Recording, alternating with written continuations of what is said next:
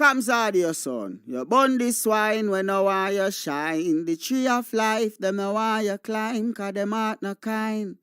Kams, I say them heart no kind. Buxton Massive, Kidaki, Red Hat. Never joke, never joke, never joke. Oh, money, never, money, never, money, money, never, money, money, I know what you can even money, money, never, money, never, money, money, never, money, money, you can keep, you can even money. When you've been knocked for a bum, in a bill tell me money. Now because your money done, you come with conniving money. When you had your pocket full, in a bill tell me money. Now because your money done, you hustle for tell me money. Yes, money, never, money, never, money, money, never, money, money, now do what you conniving money. Neighbor, neighbor, joker. Neighbor, neighbor, joker. Neighbor, neighbor, joker. That's all the money that me walk for. A 2 pound note and a kill the piece. A 2 pound note and a kill the piece. A 2 pound note and a kill the piece. This all the money that me walk for. I said money, neighbor. Money, neighbor, money. Money, neighbor, money. Money, now do what you can have in money. Oh, Joseph. Well, I invoke the WPA's position that we are engaging in civil disobedience and non-cooperation with the government, and on that grounds I refuse to participate in the interview. The question in struggle, is not personal. Whatever sacrifice as a political activist or a political leader you have to make for your people, you have to make it. Guyana and Guyanese, at home and abroad. Tune in to Guyanese Morning Time, hosted by Kadaki Amsterdam, where the sun always shines. Guyanese Morning Time, the people calling Guyanese Morning Time. Rhythm, rhythm, Guyanese Morning Time. Intelligence and knowledge run the front line. We go again, Guyanese Morning Time. The people calling Guyanese Morning Time. Rhythm, rhythm, Guyanese Morning Time. Intelligence and knowledge run the front line. We go again. We rise up early morning watching Kams Tv, where wisdom and knowledge, yes, it is the key. Exposing corruptions over land and sea, where the wicked politicians they try to trick me. Guyana is a land for everybody. With 6 races should live in harmony.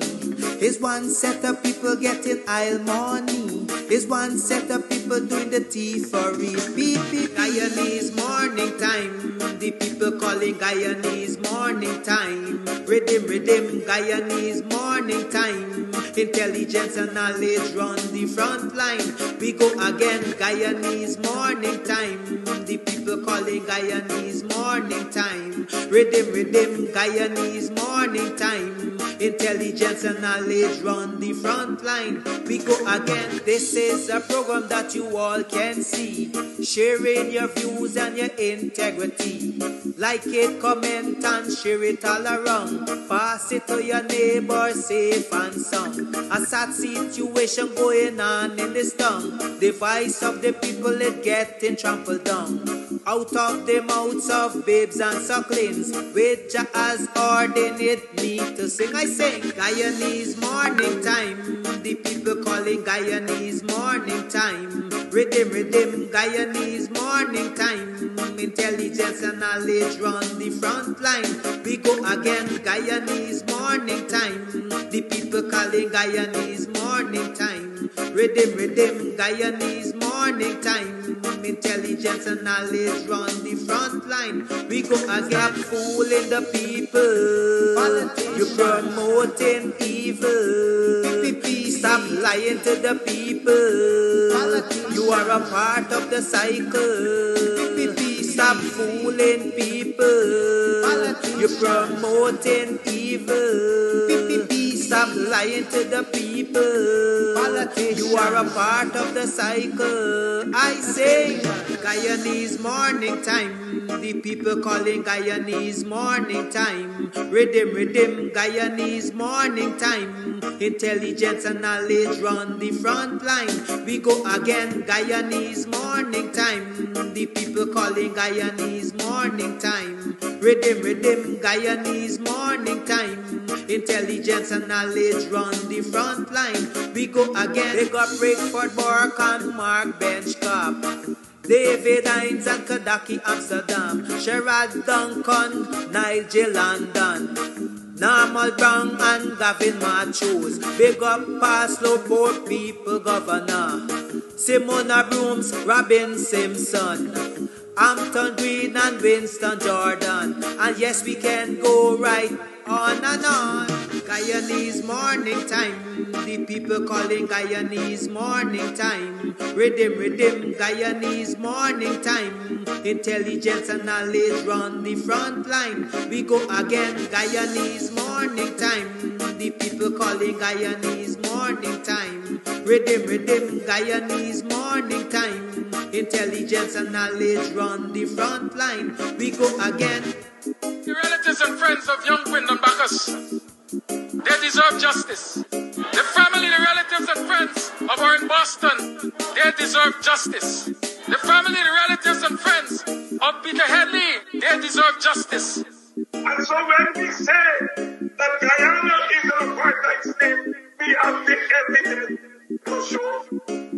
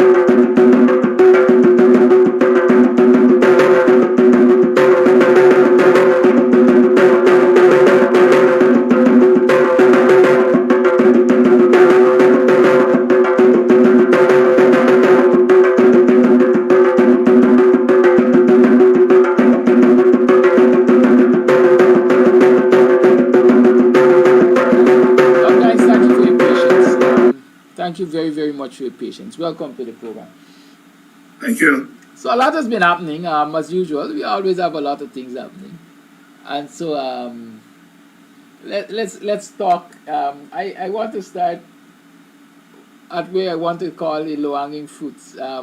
We're seeing a lot of defections of the PNC, and the PPP is parading a lot of quote-unquote senior and well-founded and long-standing members of the PNC as having defected to them. I've said to my viewers here that, you know, those defections, quite frankly, show us the true colors of some people, in that a lot of these folks appear to be in it for themselves and not necessarily for the good of the wider society. I'm not going to name names because the viewers know who are some of the defectors. But one of the things which has bothered me in these defections is the fact that when former comrades, if I can call them that, confront the persons who have defected and call them names like snitches and switches and stuff like that, there seems to be this haste to prosecute people. In Barbies, one man confronted former Mayor Barbara Pilgrim, and he called her a snitch and a switch and so on, and he was before the court. In Georgetown, a sitting councillor right now, I think, called Chase Green a switch, and he was arrested, and that has been at Pleasant some $20,000-$30,000 station bail and so on. Is that a political culture that one should expect in a democratic society? And from former comrades, a willingness to lock up those who that they share the same benches with not so long ago? Well, I don't think it is they who are locking up people. It's the police locking up people. And the police are acting on the orders of the political directorate. I don't think it's the people who are defecting who are locking people up. But naturally, these complaints to the police have to be made by the people who are interfered with. Yeah, but the police doesn't have to act.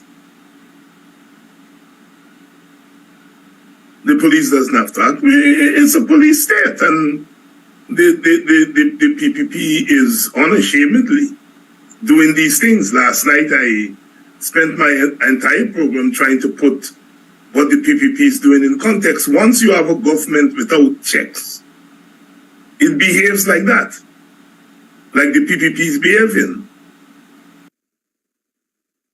There's no check. There's hardly any check. No check from the parliament, very little check from the courts, no check or limited check from civil society, limited check from the media, limited check, if any at all, from the opposition parties, in particular the major opposition parties, no check from the international forces, no threat of check from the army and the police. And so when you don't have checks in a society, there's no balance. And that is what we're seeing. We are living the consequences of 2020, which is regime change and installation of government.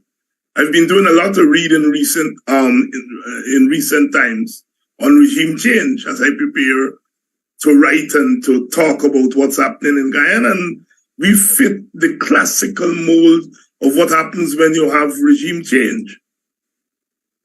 Because what you're doing is that you're giving a government a blank check. You see, there's a difference between a government and a regime. A government is elected every 5 years or 4 years or whatever. Governments come and governments go. And a change of government does not necessarily mean a change of regime. When we moved from the PNC in 1992 to the PPP, it was a change in government, not a change in regime. When we moved in 2015, we had a change of government, not a change of regime. But in 2020, we had a change of regime. A regime is when the arrangements, all the political arrangements, are drastically changed. A political realignment, so to speak. And that is what we've had since 2020, a change of regime. And, you know, our politicians are not always honest. Some of them don't know because they don't bother to pay attention to these things and to study them. But some of them do know that we are not living in normal times. And the mistake we continue to make is that we analyze the government action within the context of normal times. I mean, the question you asked me just now, whether this is to be expected in a democracy. I mean, I know it's a facetious question. You're basically saying this is not a democracy. And you're correct. We cannot analyze what this government is doing within the context of a democracy. This is an autocracy. That's what it is.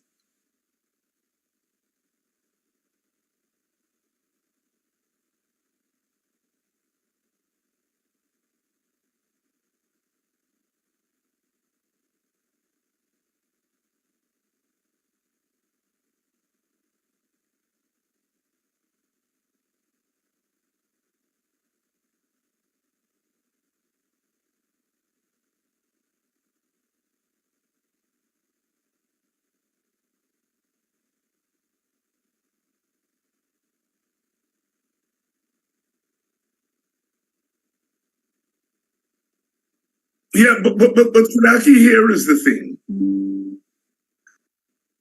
People who have power, human beings who have power, are more likely to use that power recklessly than to use it even-handedly.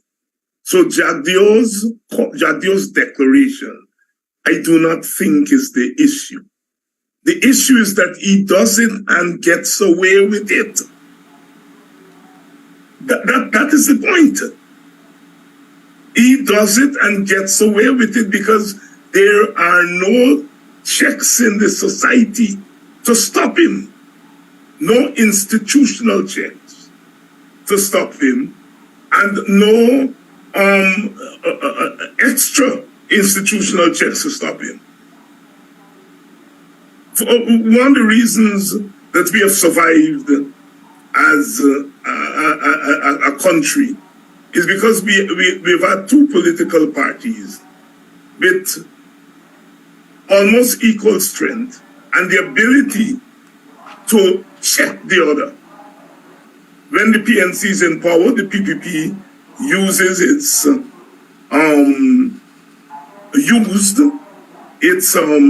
control of the agriculture sector. In those days, before oil, we depended on oil and, sugar and bauxite. And the PPP used this power in the sugar industry in order to hold the government at ransom. They also used their power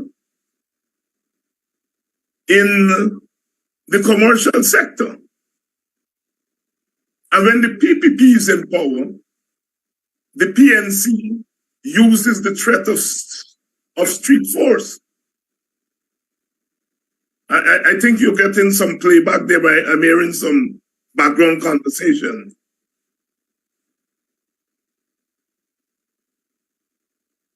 Oh, okay. Yes. So when the PNC is in power, when the PPP is in power, the PPP always hold over their head the threat of street force in Georgetown and other municipal other cities.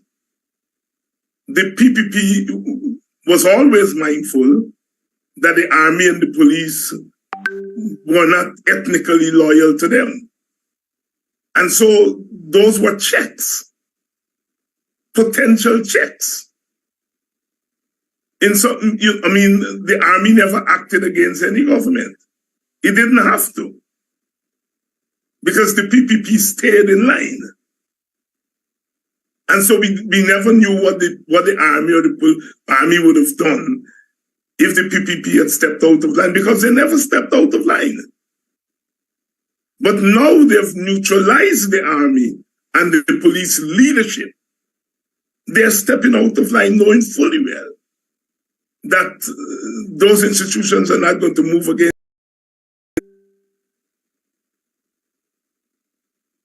And the PNC has said very clearly that street action is off the table. So there's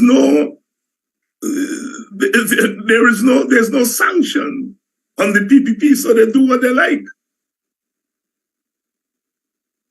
Because when you as the opposition say to them, we're not going on the street because we are fearful that people infiltrate the marches, you have already told the government that is off the table. So the government doesn't have to worry about street action. I understand the opposition leader the other day when he was talking about what will happen on local government election day. I didn't hear it myself. A comrade reported it, that he said that there would be peaceful action. Or something to the effect that there would not be any violence. So the opposition has given the assurance to the government, we are playing within the rules, and the government is playing outside of the rules. Are you surprised then that the government has gone amok? No, you should not be surprised.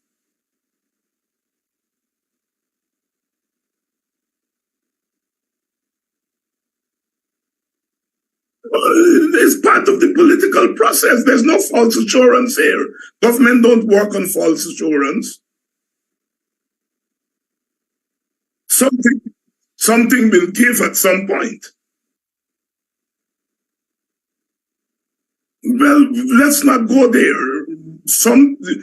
I'm saying you're dealing with human beings. You're dealing with human beings at the end of the day. And the human tolerance has a limit. I understand you. A lot of people have been placing their hopes of changes in the behavior of the government on the replacement of Sarah Ann Lynch as ambassador, U.S. ambassador to Guyana. That replacement is taking place. Some would say quietly taking place. As far as I'm aware, Sarah's farewell was on the 19th of this month, and the person who's replacing her was active, or last active, in Haiti. So the new ambassador, U.S. ambassador to Guyana, last operated in Haiti. Do you or should we anticipate a change in approach, behavior, if you want to call it that, from the U.S. ambassador dealing with the current administration? And do we really believe, or do you really believe that she's going to, as we say, rein in the PPP for the kind of democratic No. It goes back to where I started the conversation this morning. In America, there is change of government, and so you may have change of ambassadors, but there's not a change of regime. There's not a change of regime. I mean, Trump and his people attempted to change the regime on January 6th, 2 years ago. And you see what is happening to them. The American government, the American establishment is coming down hard on them, because what they were trying to do is to effect regime change there. America has continuity when it comes to foreign policy. And unless there is a drastic change in foreign policy, vis-a-vis Guyana, the Caribbean, the Latin America, we are not going to see any discernible change on the part of a new ambassador. That is why you could have had a Republican nominee, Sarah Ann Lynch, staying on when a Democrat came in. Biden has been there now almost 3 years. There's not a change in regime. American interests are permanent. American allies are not permanent. They're changeable. But their interest is permanent. And the way America's foreign service, America's military act in defense of America's economic interests. America is the richest country in the world, and it is the richest country in the world because its economic arm, meaning its multinational corporations, are able to generate wealth outside of America. So America's gross national product, which is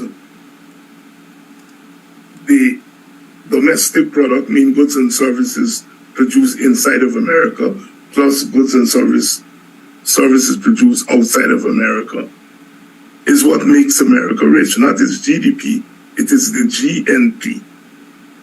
And so the accumulation of wealth outside of the country is critical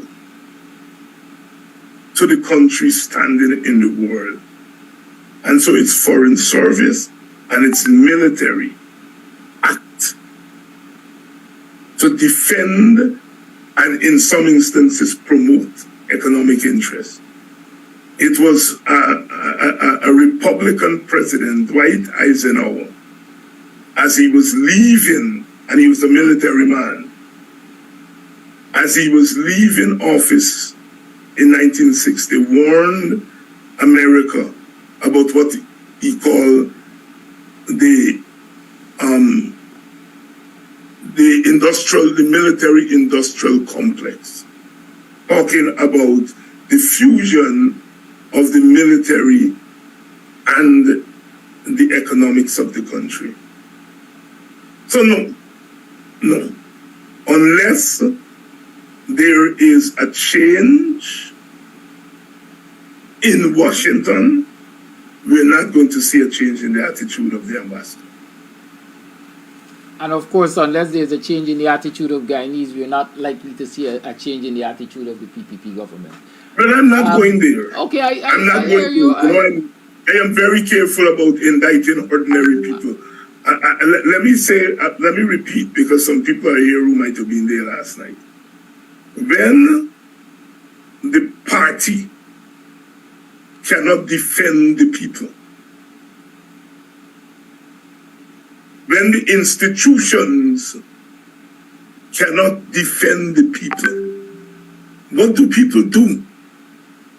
They protect their individual interests.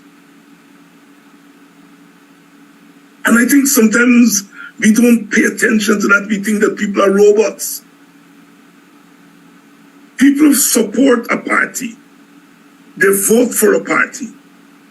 They're under attack. That party is not able to protect them for a whole heap of reasons. The institutions which they people, which they tenant, such as the army and the police, are not protecting them. Then it's natural for human beings then to protect themselves as individuals. It's not that they're no longer supporting political parties and supporting politics, but they're saying, look, this government is vicious. The party that I vote for whatever reason, cannot protect me or is not protecting me. There are institutions that my people are in. They're not protecting me. My daughter is working for the government. My family depends on that income. I now have to look after self. And I think we have to be clinical as as commentators, we have to study. Human beings are not robots. They're rational beings.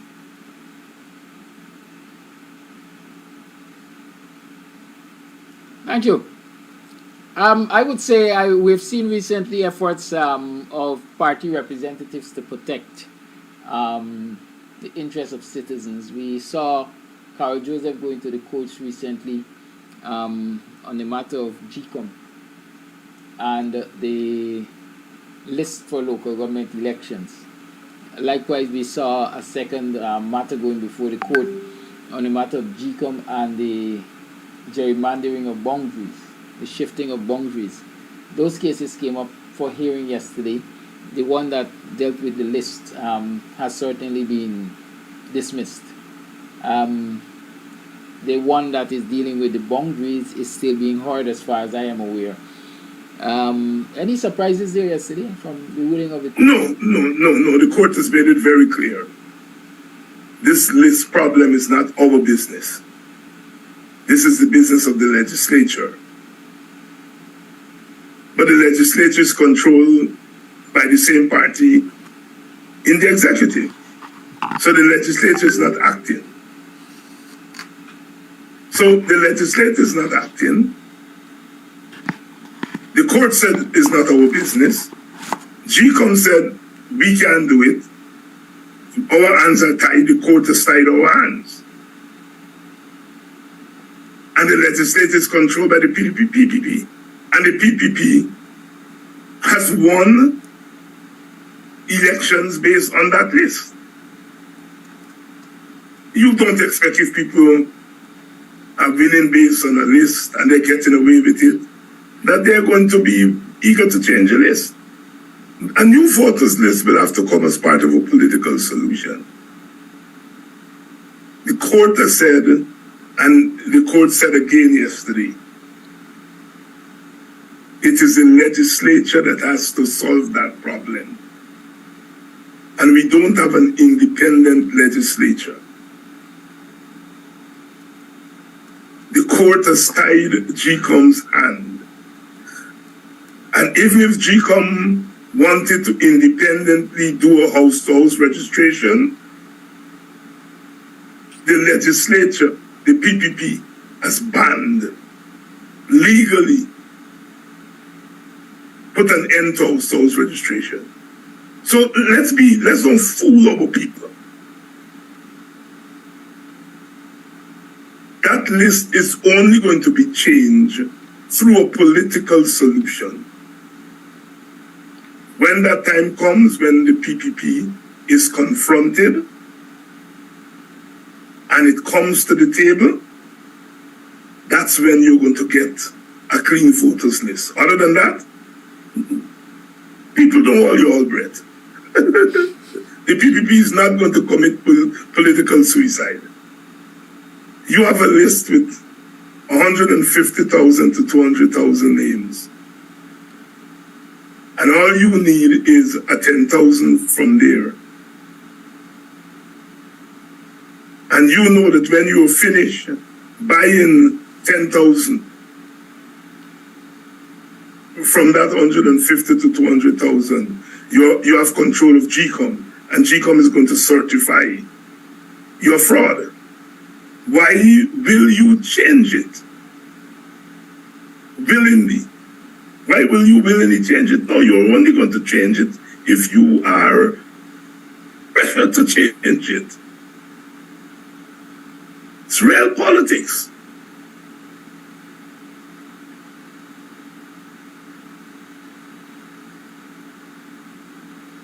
A political solution. Yes, political solution. I mean, look. Let's go back in our history. In 1992, we got that so-called democratic opening. People call it free and fair elections. Those of us who know elections know no election in Guyana is free and fair. But we got the political opening because of a political solution that was brokered by Jimmy Carter. The The opposition made some demands. They wanted a clean voters list. They got it. They wanted votes to be counted at the place of polling. They got it. And Jimmy Carter was able to broker that solution. The PNC had to come to the table because America made it clear that they were going to go after regime change. George Bush Sr., in a message to the government, said clearly, you have to have free and fair election. The Cold War had come to an end. Jagan and the PPP, and to some extent the WPA, were no longer threats to America. And America, therefore, released its tacit cover for the PNC. And so the PNC had to come to the table. And Jimmy Carter came, with the full powers of the American government and brokered a solution. That's what it was.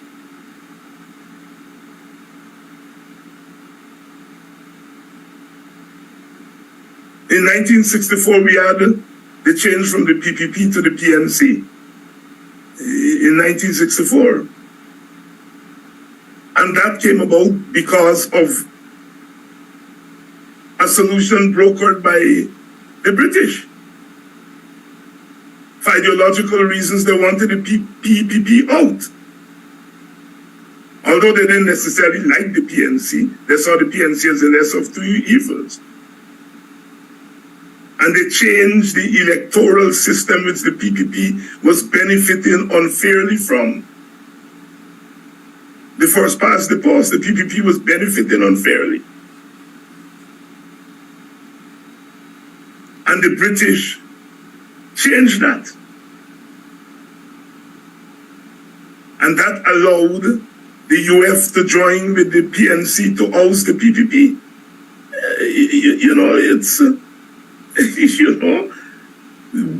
Those big things, we have never been able, our leaders have never been able to sit down and agree on them together.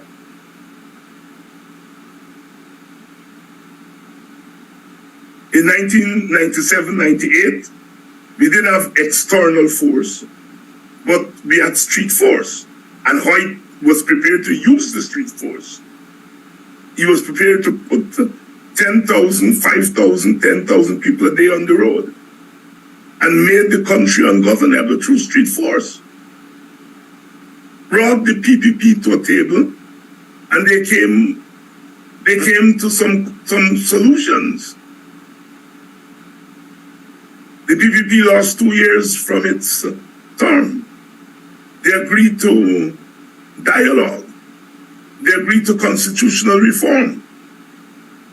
Whenever you have those things, they always come as a result of political. It means that the two sides, well, at least one side has to be brought to the table screaming. In 1992, the PNC had to come to the table. In 1998, the PPP had to come to the table.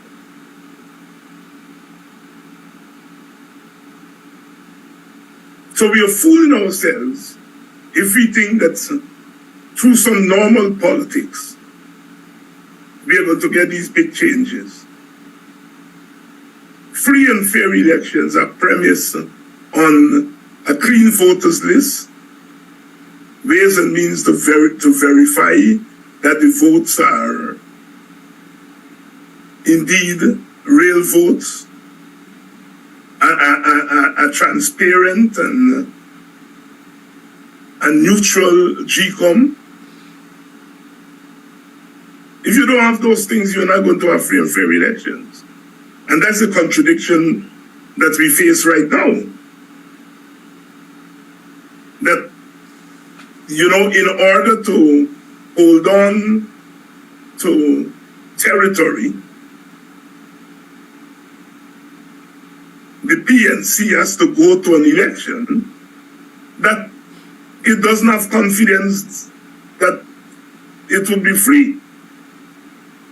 The PPP, as we noticed, they have already started to rig the elections. And you will have to have a massive turnout on election day to overcome. We know that. But you see, when a party does early rigging, they already secure some extra seats through the early rigging. The way you overcome that early rigging is that you have to overcompensate the turnout of your constituency. It's one of the disadvantages of early rigging, is that the early rigging can be overcome by massive turnout. That is why most parties who rig, they rig on actual election day. But the PPP has always rigged long before election day. And the PNC used to outsmart them. They would rig long before election day, and the PNC would rig the hell out of them on election day.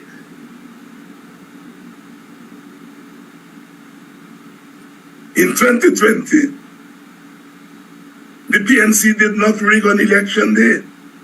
There weren't multiple votes in the PNC played by the rules on election day. And that is why the PPP was able to win. That is why 2020 is so instructive. Because before 2020, the PPP would rig early, and the PNC would over-rig them or out-rig them on election day.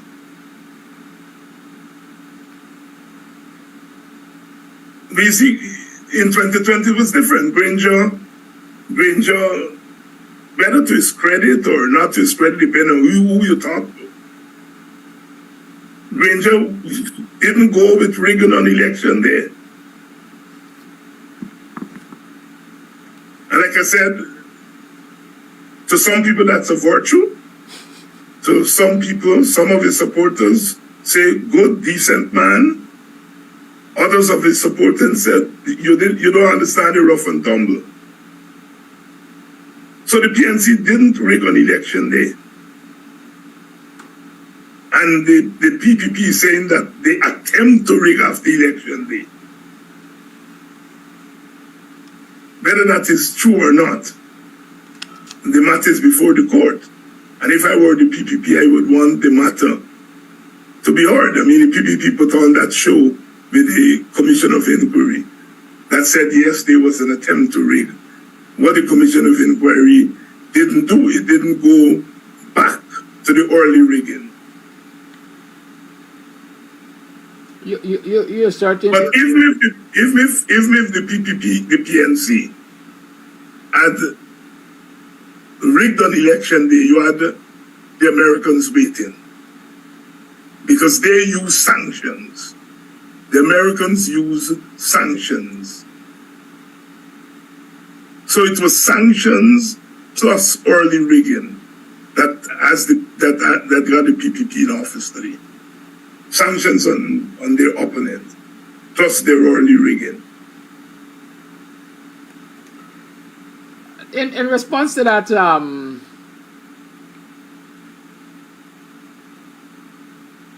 suggestion, let me call it that in order to come to the PPP's early rigging, you need massive turnout from the opposition strongholds, let me call it that, on election day. One of our viewers, Dennis Collison, is saying, yeah, that's true, but how can we have massive turnout if we're getting conflicting views from a particular political party, quote unquote, not to vote on June 12th? Which party, if she's talking about the WPA has never said not to vote. We said we are not participating. It's two different things. We are not participating. And we are calling for a day of protest. And people can do what they want to do on election day. As a form of protest. As a form of protest. We have never told people not to vote. we have said we are not participating. And we feel the day should be a day of massive protest. And people should decide in their personal and perhaps political capacity how they would protest. I am sure some people are protesting by going out and voting against the PPP, even if they don't want to vote for the PNC. Some people have decided their way of protest is going and vote against the PPP. Some people may decide on other forms of registering the protest against a rigged electoral system. See, we have to fight on all fronts.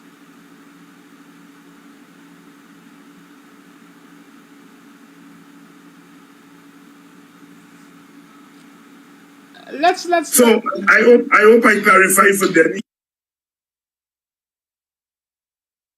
VP said, listen, we are not going to partake in this election.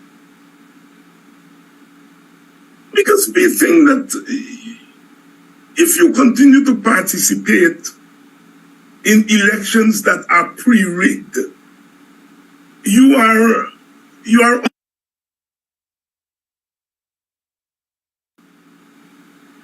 so we decided that we are going to take that position. We respect the fact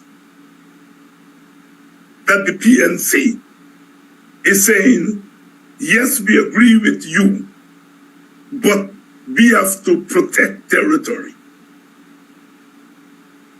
So you have two approaches, better than one. One is to let the PPP know that we are not going to cooperate with your skullduggery. And the other approach is saying, we know you're into skullduggery, but we got some territory to protect, and we're going to protect it. Even though we know you're into skullduggery. It's fighting on two fronts. They're not two opposing fronts. People may think that they're opposing fronts. But you're lashing the PPP in two places. You're telling them we are protecting our territory, a la the PNC.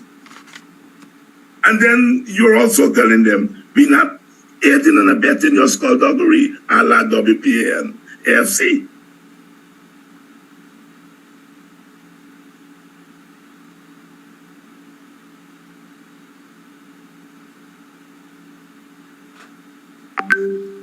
All right. It would be nice if we had a uniform position where all the opposition parties say we're not partaking. The risk with that is that you're turning over actual power to the PPP in your strongholds. No, I say actual, because they do have power over your strongholds. Because they've been starving Georgetown, starving Linden, starving Partica, starving New Amsterdam. So in that sense, they do have power over the municipalities. But if they now control the municipalities, they will have actual control. Right now, the control is indirect. If they win those cities, it will be direct control. Direct control. Let me talk about let me address that direct control. Let me ask you to address that direct control.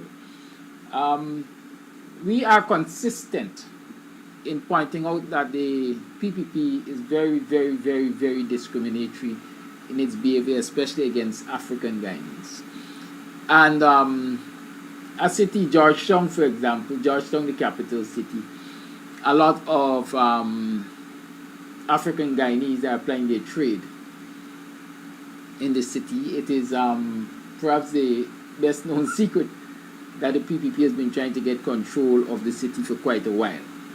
What are the dangers for those people who ply their trade in the city, if the PPP were to get control That's the danger that you have now. I mean, look, those people in front of the hospital, the city has control over that, but the PPP use the veto of central government to move them. So it's not like anything gonna change when they have direct control in that regard. What will change is that they will now have legitimate control over moving people. They're doing it now even without direct control. If you give them direct control, now it will legitimize what they've been doing illegitimately. And likely become worse.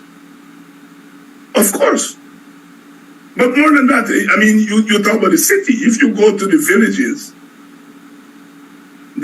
have assets, they have land.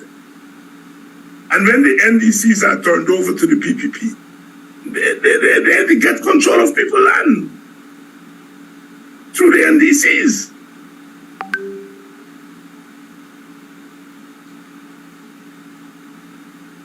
So I am saying that even though my party is not participating, we are not tone deaf to the limited participation on the part of the PNC. We understand fully. So that is why our stance should not be seen as opposition to the PNC stance and vice versa. It's two forms of action or two forms of protest, two forms of resistance. One resistance is to try to hold on to your assets, one form of resistance. And the other form of resistance is to say, we are not going to cooperate with your skullduggery. We are not going to knowingly do that. And so we lock them off on two fronts. And this is, the political analyst speaking here. So we must not always see things as opposition,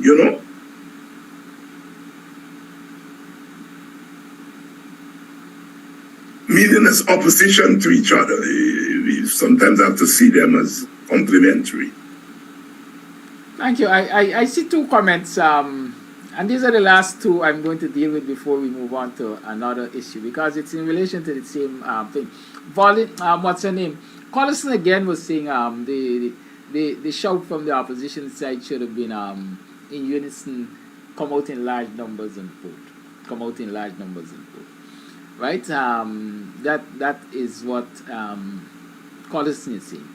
As a matter of fact, I saw a similar comment saying that, then Dr. Hines, given the explanation that you have given, the cry from the opposition benches should be that, everybody should come out and vote. And we can flip that and say the cry from the opposition should have been, nobody goes to the election. We can't. I mean, I understand what his sisters are saying. I mean, and the reason I'm laughing is not that I'm trivializing it, but just as you're saying, everybody should have said, come out and vote, you can flip it and say, everybody should have said, we're not going into the election. Yes, in Dominica, they have the same issue. The same issue. How is it there? Of a voters list. And the major opposition party bit the bullet and stayed out. I think what they did is that they supported some in the areas where they were certain to win seats because they have the first past the post system. They supported some independent people who are friendly to them. They may have been their own party members. So they held on to their seats by supporting independence. But the party registered by saying, we're not being part of your skullduggery. And it must have been difficult to make that decision. But they made it. But they held on to their territory, or some of it, by supporting independent people. That could have been an approach in our case. It could have been, and I heard people in the opposition talking about that approach, and I think in some instances they're even doing that in some places where the PNC is not participating. There are independents who are friendly to them. I think the PPP has found that out late. And so are there the approach taken in Dominica? What changes resulted? Is there no political solution? Well, look, what happened is that the government set up a commission of inquiry to look into the electoral system. And the commission made some recommendations as to how you clean up the list and you stop them busing in, flying in people on election day to vote and then they fly out the next day. They made recommendations of how to clean up the system. What the Prime Minister did is that on the day that the commission is turning in their findings, this is a commission that he set up. He, in a Machiavellian way, called election on the same day, or an election. So he circumvented the report and the recommendation. the report of a commission that he set up. So he played politics. What? And he got away with it, but I'm not sure that he will get away with it at the next election. Because the report will still be there. Because the report is already there. All right, Dr. Hines. Interesting times. We see, and again, sometimes I say because of this control freakism, to use, I think it's, what's his name? Kemraj's, yeah, Kemraj, yes. This control freakism. Yes. we have seen that major disaster, if I can call it that tragedy at Madya, the dorms fire, which has today taken 20 lives, because I think an additional person died yesterday from it. Word on the street is, well, there were a lot of things wrong from the outside looking in terms of security measures and safety measures and so on. More observed in the breach than, as is expected. But one of the things I keep hearing is, listen, part of the problem here is that as soon as the PPP went into the office, they removed a dorm's mother that was much like and had control of the situation at the dorms. Yeah, that's political. That's the PPP's right, some will argue to do. There were complaints of the PPP not responding to the municipal government, as in Madya is now a township, pointing out that there were certain threats, if I can call it that, certain failures in the municipality, because, for example, a 2-inch pipe being laid where there was supposed to be a 4-inch pipe so as to facilitate the water hydrants and stuff like that, and central government turning a deaf ear to all the complaints of the municipal government. Long and short, we had this disaster. 20 persons died. The blame is going left, right, and center. A 50-year-old is now charged, at least up to yesterday, with 19 counts of murder. We haven't had any resignation from any of the political bosses, any of the senior administrators, etc. What are your views on the entire situation? Man, what kind of resignation you're talking about, man? Every time I hear you with this, as we said at the beginning, this is not normal. In normal politics, people resign. It's not normal politics. Take that off the table. It's not going to happen. And when you put it in the mix, it counts in, look, first of all, I completely support the call to drop those charges against that child. I don't think a child should pay the price for the neglect of those who have power in this society. So that's the first thing. I think it's obscene to charge that child. Do I think that that child should be made to pay some price for our action? Yes. But I don't think that price should be a murder, should be 20 murder charges. No. That child is a child of the state. That child is a product of an environment that is extremely complex. And that is why I have refused to get into whether the story of Mika, the child had some man and some, I stay away from those things. No child should be punished in the way that child is being punished. For what, in its totality, is the neglect of those who have power. This whole business of central government starving local governments that they don't control has contributed to it. That's wrong. The way we treat people in the interior, the way we treat Amerindian people is a contributory factor. We black people are feeling it. We black people are feeling what it is to be treated as second-class citizens. The Amerindians go through that every day, regardless of which government in power. That is a contributory factor.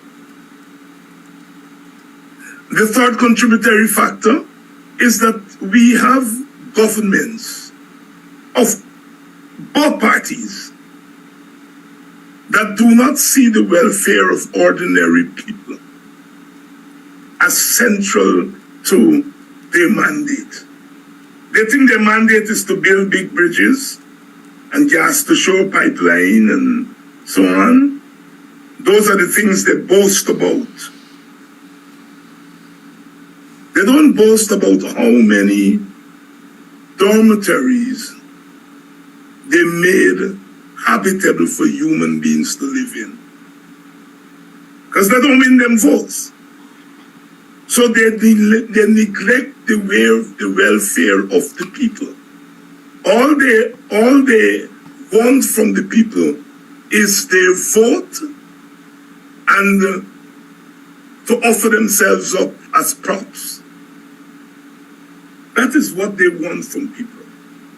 And they've neglected repeatedly the welfare of the people.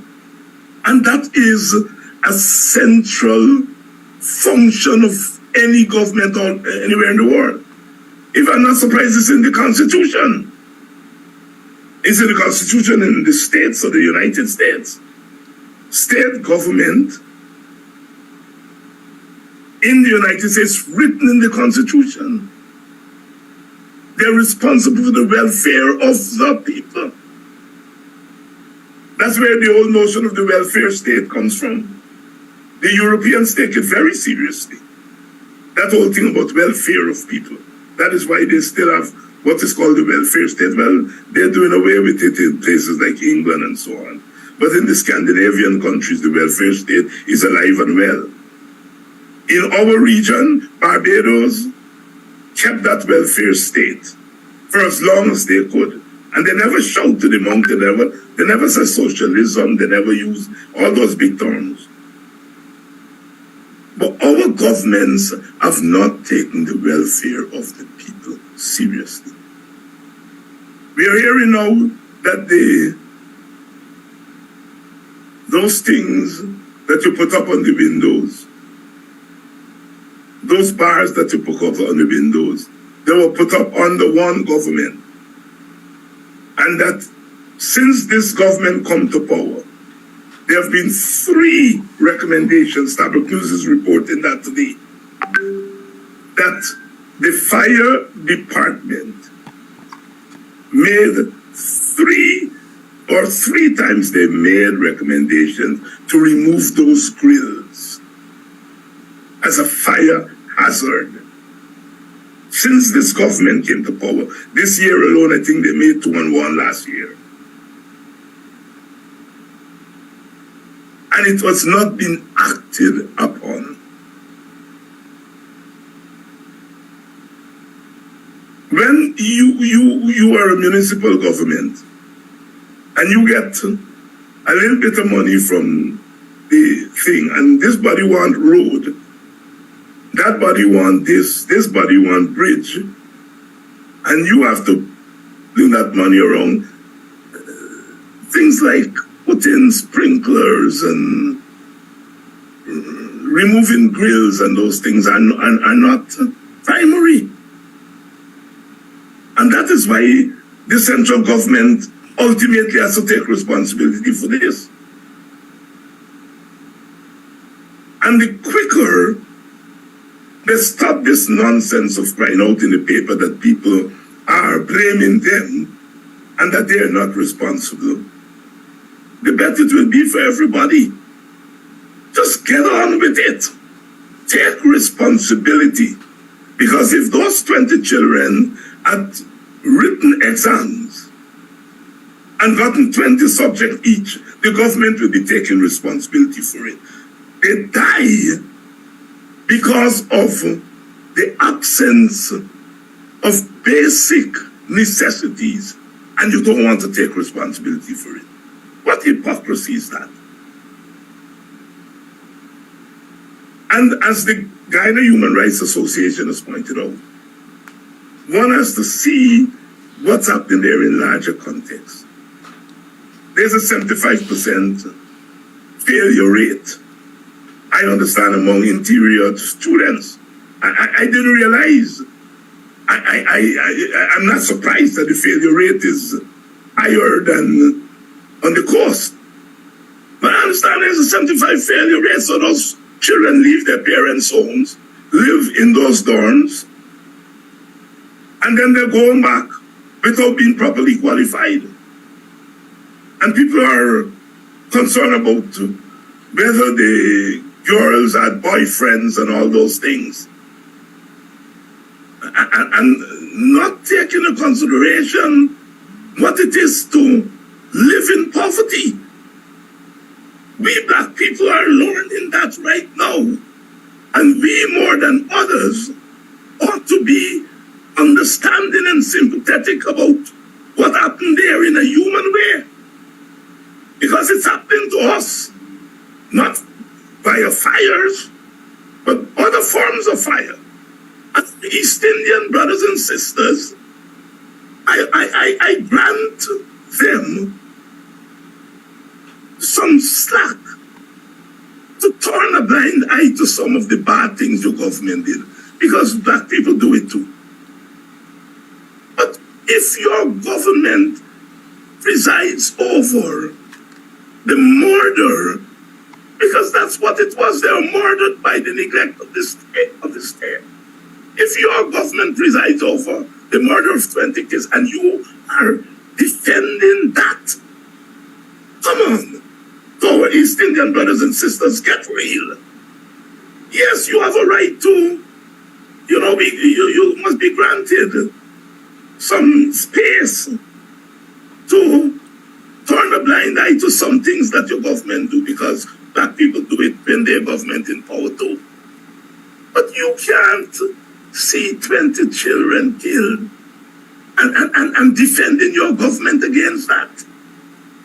Come on. That is bordering on the inhumane. And the government ought not to encourage it. Just accept the responsibility as a government. And then you're hearing all this thing. The ministry is not responsible. The Ministry of Education. It is the local government that is responsible for certain things. One of the things that we probably need to do is to look at the chain of command. I have always had a problem with the ministry not being directly responsible for education in the regions, that you get a separate regional thing, a triumph for Region 4. I always find something, you're getting things crossed. Perhaps we need to look at our system. I am all for decentralization. But if decentralization leaves no one responsible for basic things, so we're asking, is the Home Affairs Ministry responsible? Is the Education Ministry responsible? Is the local government ministry responsible? Is the region, Madhya, RDC responsible? All these questions are being asked, which means that our system is not working efficiently. So this thing raises a lot of questions. And the government can't expect me to take responsibility. So do make sure that you look at those references. Sorry The about that. responsibility has to be taken by the government.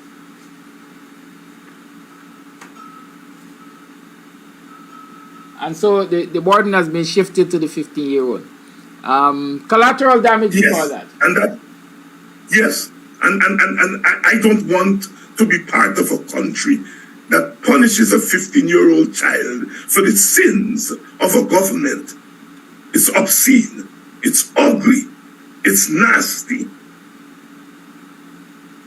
I'm not saying that that child should not be made to pay some price, but not a murder charge. There are other ways of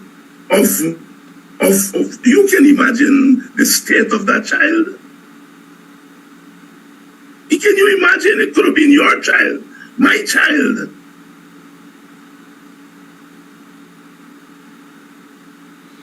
Thank you, That is not the way.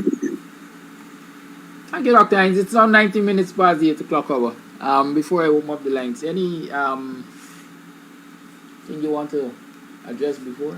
No, that's I've said enough. The lines are open. 6225933 is the number to call. You're tuned to the Guyanese Morning Time. We're chatting with Professor David Hines. And you know, we always talk about the issues in Apartheid Guyana. Some of you are anxious to call earlier. So let's get those calls rolling in. And let's talk about the issues. I know their voice notes, so I can start by playing some of them. Comes audio, sir. We have our first On caller. this wine when I want you shine. The What do tree you of like, life, them I want you climb, cause them heart no kind. Comes, I say them heart no kind. Buxton Massive, Kidaki, Red Hat. Well, I invoke the WPA's position that we are engaging in civil disobedience and non-cooperation with the government. And on that grounds, I refuse to participate in the interview. The question in struggle, you know, is not personal. Whatever sacrifice as a political activist or a political leader you have to make for your people, you have to make it. Guyana and Guyanese at home. Morning, neighbor. Morning. You see me? Morning. Welcome to the program. It is 7 hours 27th on the 1st of June. Happy New Month.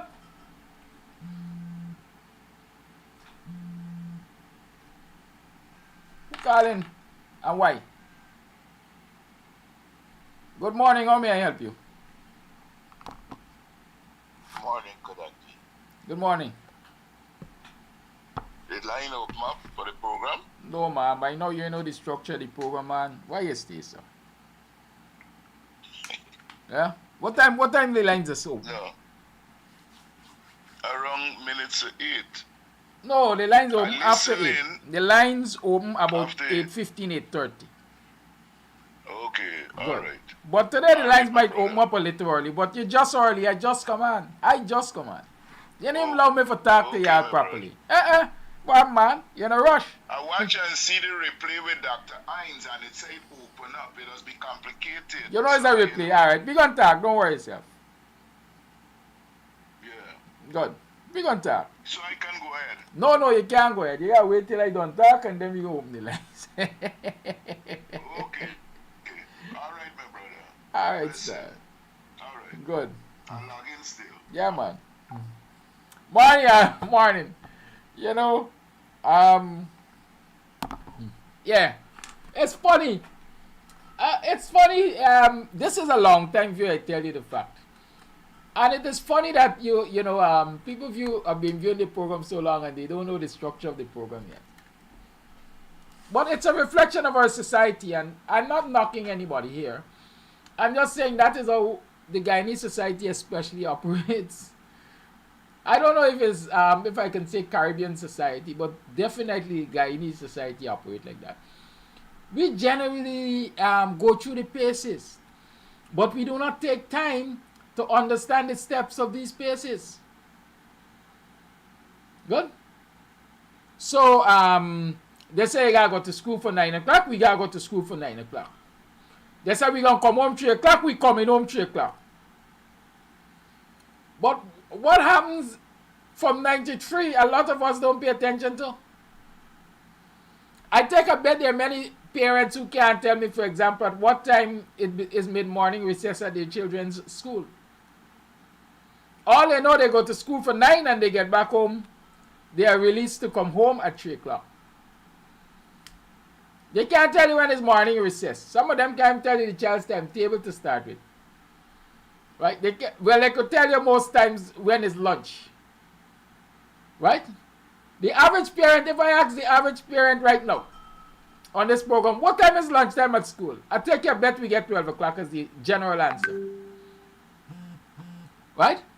But timetable in a shifting. Schools no longer do lunch at 12 for the greater part. Lunch is usually like 11:30, 11:45 and time like that. As a matter of fact, school dismisses sometimes at 2:45. I think 2:45 is the standard time for dismissal of schools now.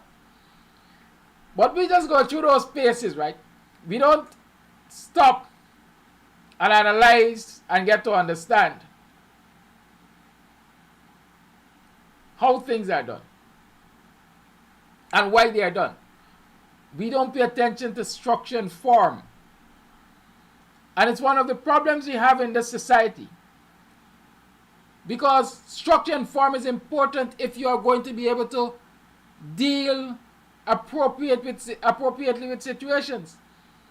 And I'm really happy the caller called me for me to take this line of discussion, because I was going to discuss this particular issue of local government without even this kind of introduction, let's say, structure and form.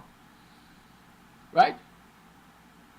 And y'all forgive me for not giving you good morning greetings as I usually do, because as you know what happened. And so I am right here. Good morning. Welcome to the program. But let's talk about structure and form. People have not taken the time over the years to understand structure and form. Are innocent as charged? They are not the ones responsible for the fallouts. I heard the PPP was in Buxton last evening. They had local government elections meeting in front of the Tipperary Hall. And I heard some Buxtonians who have sat alongside working for this community, albeit, like I usually say, not everybody the question says, not everybody who cry loud gonna enter the kingdom. It is not everyone who sits around the table in the name of community development is interested in community development. A lot of them are interested in sitting around that table to see the resources that they can put their hands on, to see the connections that they can get access to for their personal aggrandizement, self-aggrandizement. A lot of them come to you as wolves in sheep clothing. I have an interest in the development of this community. I have an interest in the residents of this community. And so I will join this community organization and that community organization. But when you get deep down into the mindset, you know that this is not about community for them. This is about how much I can grab for me. I've seen it. I've been a community activist since I was a boy. Since preteen, I've been a community activist. At the age of 13, I was teaching free lessons in Buxton at the lessons place. Up until now, when some people call me sir, I could teach you. That's in my mind. I could teach you. Oh, I could teach you. You big and old like me. Well, you're almost as old as I am. But yes, I was an outstanding student. And so I was carrying a class at 12, 13 years. And thanks to Brother U.C. Quine and the rest at Lessons Place, we used to do peer teaching. At Lessons Place, it had nothing to do with age. You were grouped according to your IQ, according to your according to what? Your ability. And so you might have been a 15-year-old, but I was teaching you at 13.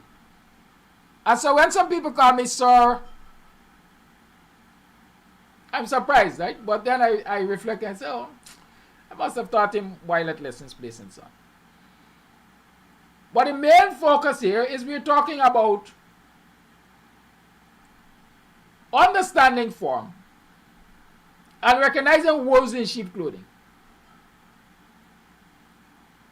The problem is if you don't understand form, you will not know where to rightly put blame.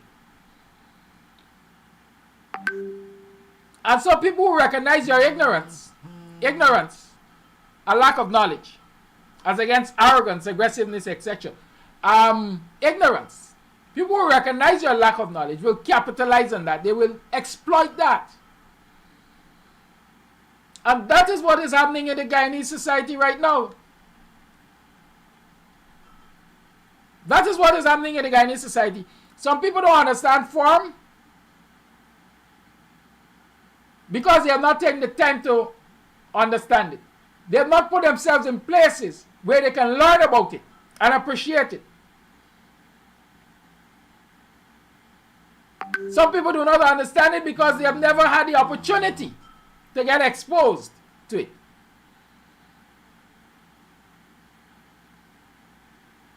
And so, a lot of people are to be blamed, right? A lot of people are to be blamed. But the blame game in most instances don't solve the problem, especially if you don't know who you're casting blame on. So let's talk about a lot of people who I sat around tables with in the name of community development. I'm not going to talk about their bad behavior. I won't talk about their bad behavior because I know about their bad behavior. I know people who do projects in the name of community or submit projects in the name of community, and when projects are approved, it suddenly became an individual thing. Some of them standing on the PPP platform in Buxton and chastising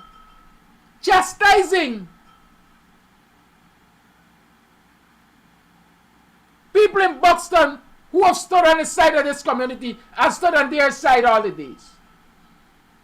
And blaming people for lack of development, etc. People who are not responsible for that lack of development. People who, quite frankly, have no control over that lack of development. And it's happening across the country.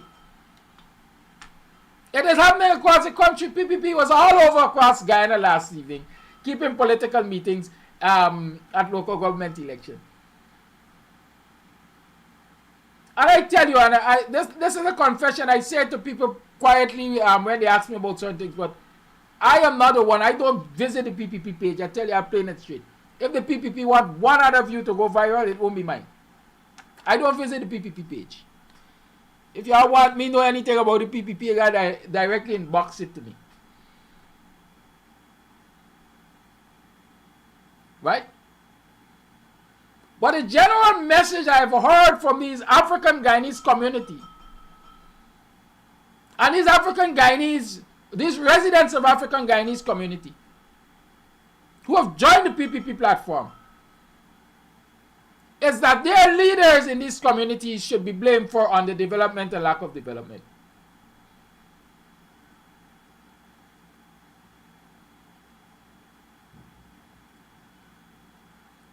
It is ludicrous. It is ludicrous. And they can feel comfortable in their skins going on these platforms and talking this nonsense. Talking nonsense like this.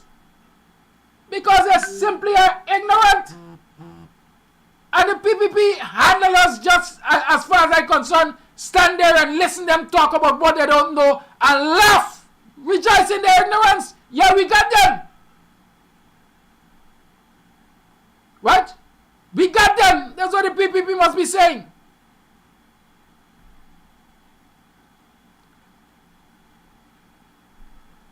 Listen to what some people talked about at Boxer meeting, for example. First thing, when you look at the lineup, and let me move on from there. Infrastructure development, youth development, future development, fair promise of AP and UFC, scholarship for young people, proper roads and bridges. Now, all of these issues, or most of these issues, are central government issues. Most of them are central government issues. That is in Buxton. And this year, you broadcast it across the country, you will recognize all of these or most of these issues are central government issues. Good. Over at, where was this place? Viceless, I think. Yeah. Viceless. Good. Over at Viceless. Hear the discussion. Waste disposal. Deterioration of bridges. The type of bridges that are being built.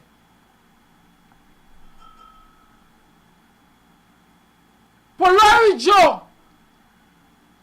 had the temerity to tell people that PLC believe they got transport over black people. Polari Joe had the temerity to tell people that when the PPP behaves as though it has transport over Guyanese or Guyana. Healthcare, turnkey houses, street lights.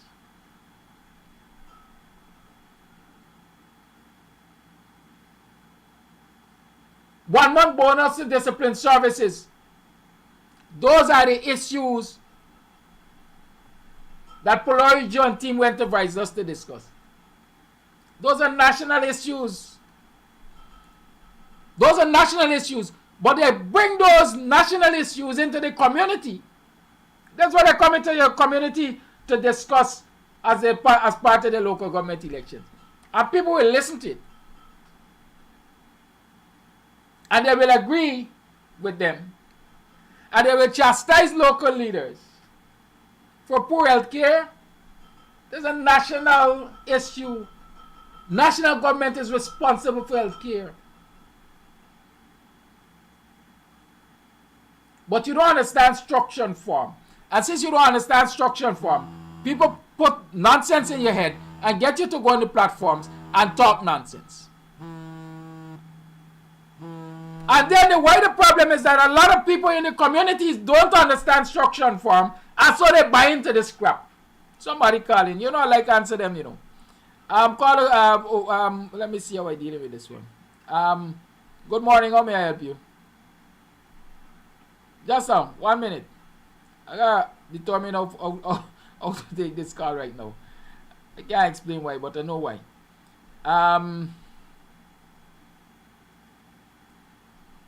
Okay, it seems as though the person hung up. Good. Right.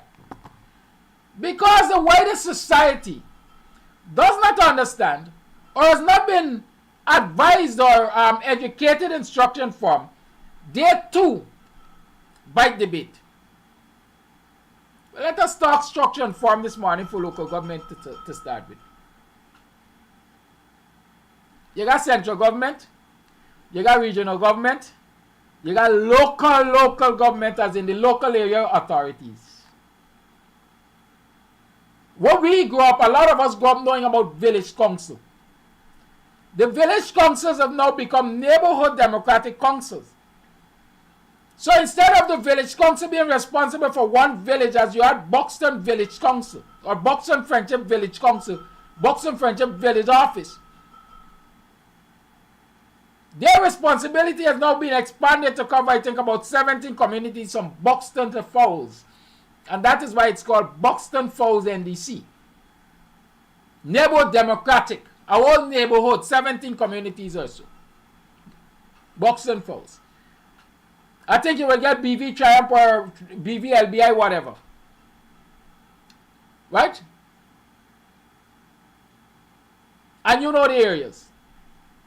So, previously in a village council, your representatives there were villagers. They were proprietors from your very community.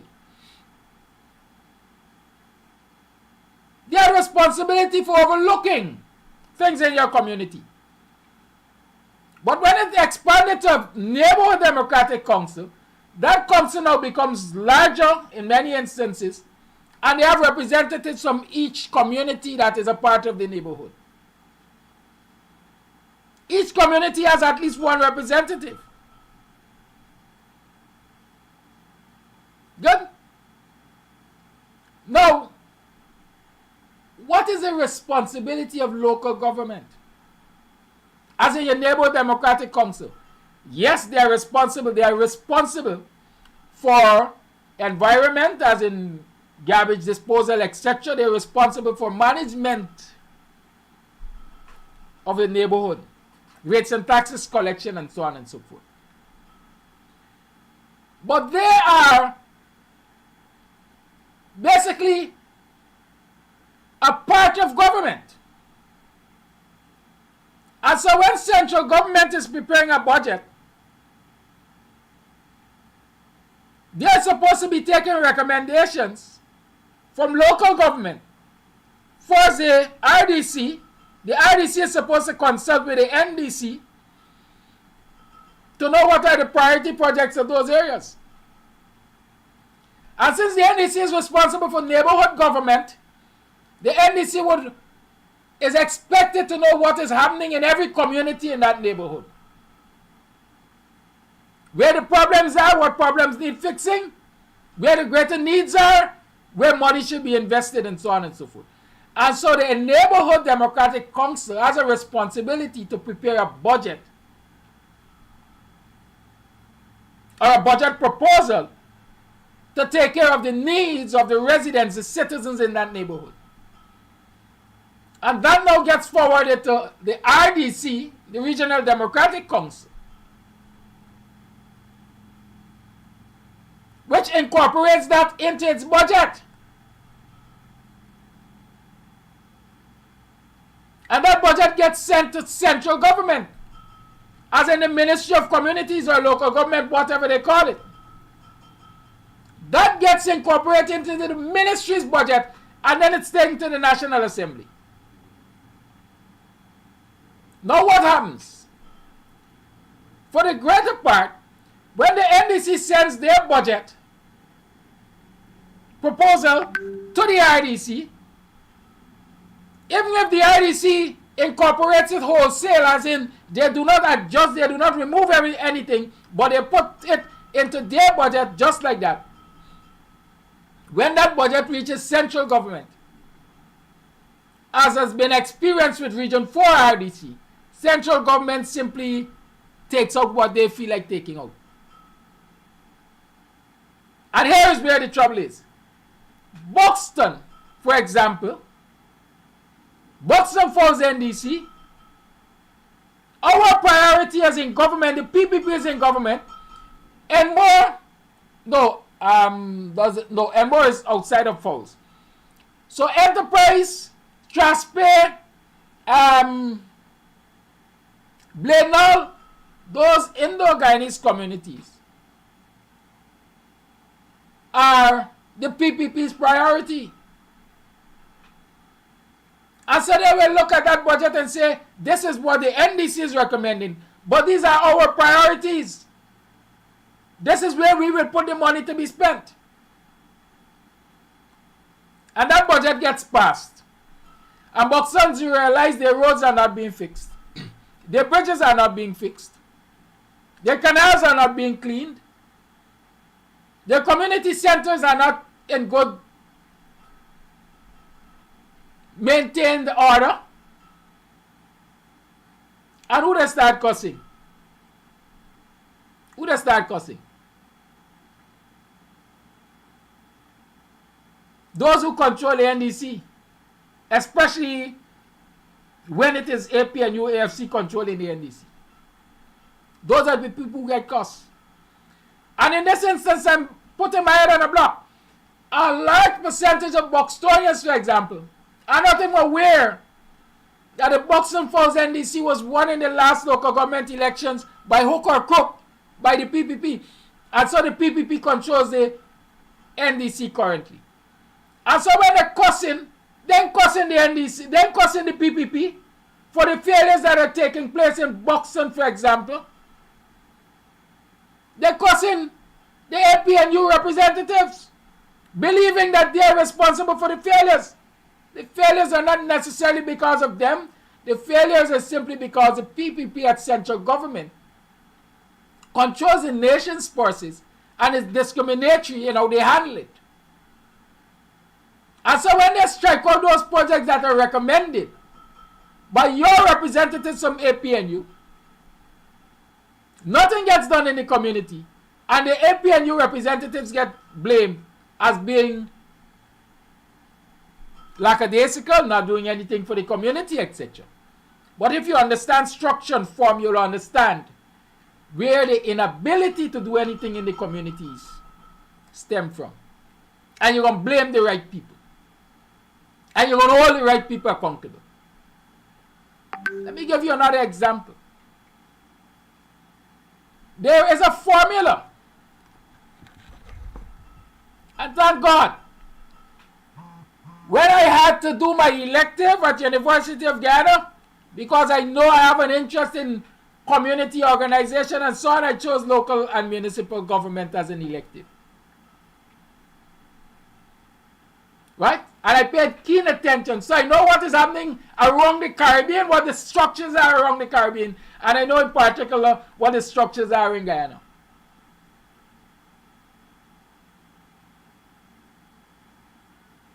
And so let's understand here. There is a formula in local government or in government, right, that says central government is supposed to give local government a subsidy, a yearly subsidy. There's a formula on which that subsidy amount is calculated. Ask Vincent Alexander, he will explain it to you. Does central government, in this instance the PPP, follow that formula? No, sir, they don't. I can't recall the exact structure of the formula right now, but I will tell you this. It has to do with the population of the NDC. It has to do with the population of the NDC. It has to do with the yearly taxes collected by the NDC. Right? Those are two critical elements of the formula. Does the PPP use those? No, they don't. They just wake up and say, oh, is APNU controlling the NDC? We're going to give them $4 million to make them fail. If we controlling this NDC, we're going to give them $30 million so we're going to look good.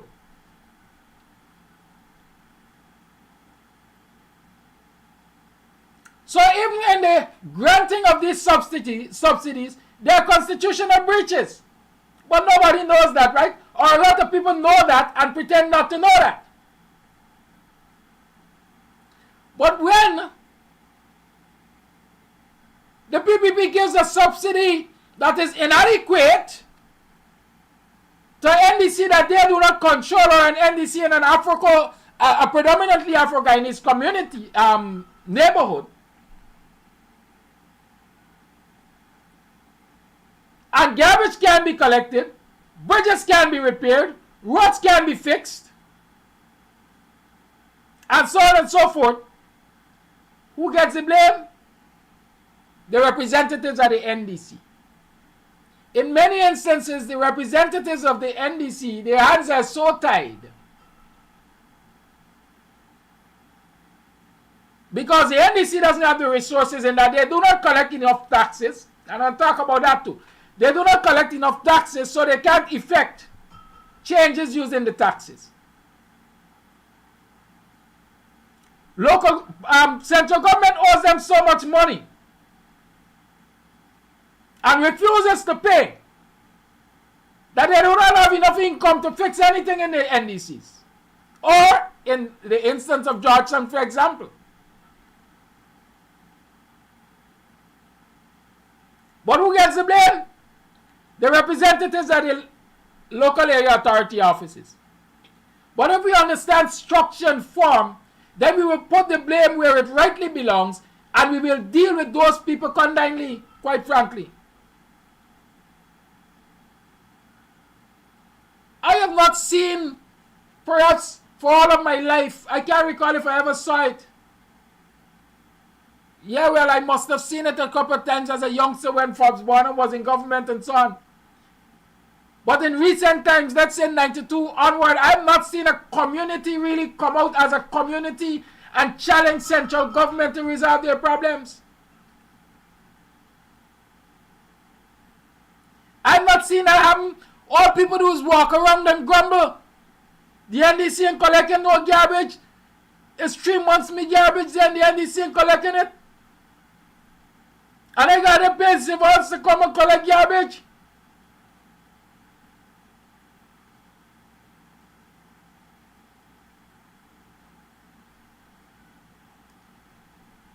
A lack of understanding.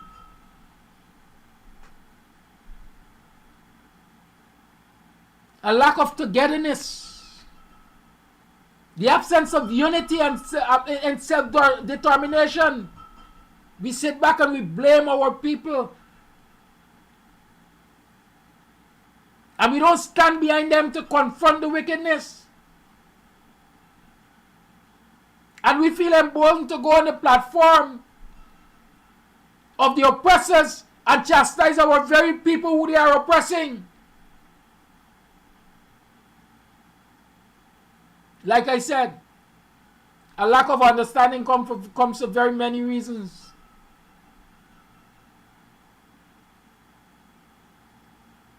But one of the frightening things is when people put themselves out there as knowing and gives other people the impression that they know and they know not. Letter Murray last night on the PPP platform. What letter could tell any Buxtonian about community history to start with? Ask Letter Murray when Buxton was bought, she might not even know. Ask her the former name of Buxton, she might not even know. In short, she is ignorant.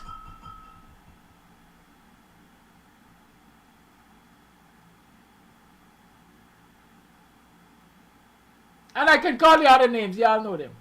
And y'all know how ignorant they be too.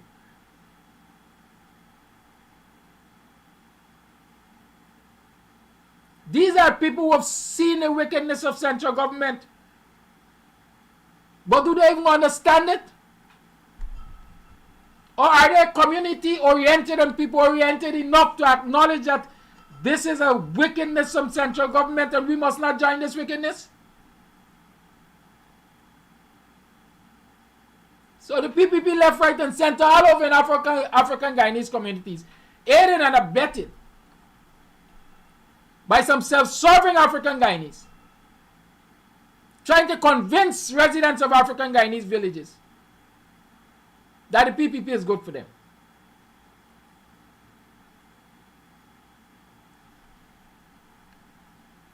Old people say you'll find it out of 4 chapter. Because even before local government elections, the PPP got some of them doing things, especially in this Buxton community. I like to talk about where I know that they don't even recognize are things that will come back to haunt them. They got one of them walk in this village and identifying all the unoccupied house lots. Occupy all the unoccupied lands in this village. They got one of them walking and making a record of.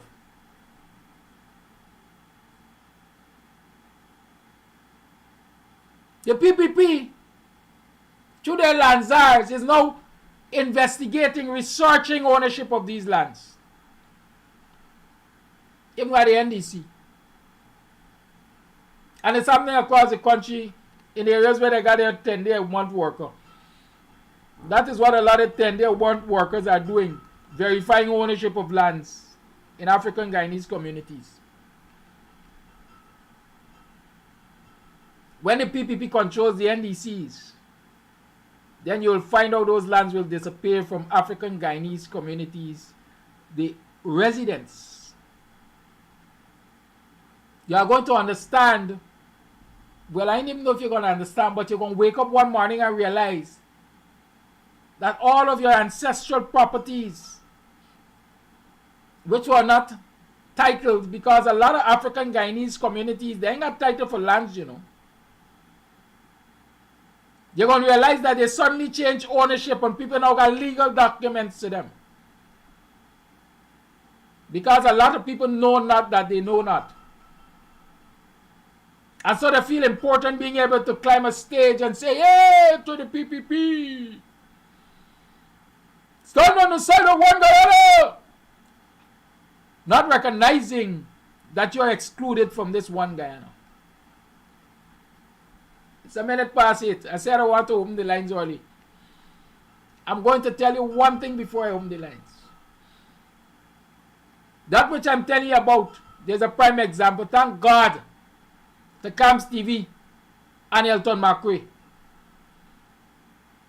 People in BV now have access to the lands that were being sold to John Finance. Thank God for Kams TV and Elton McRae. Education makes a difference.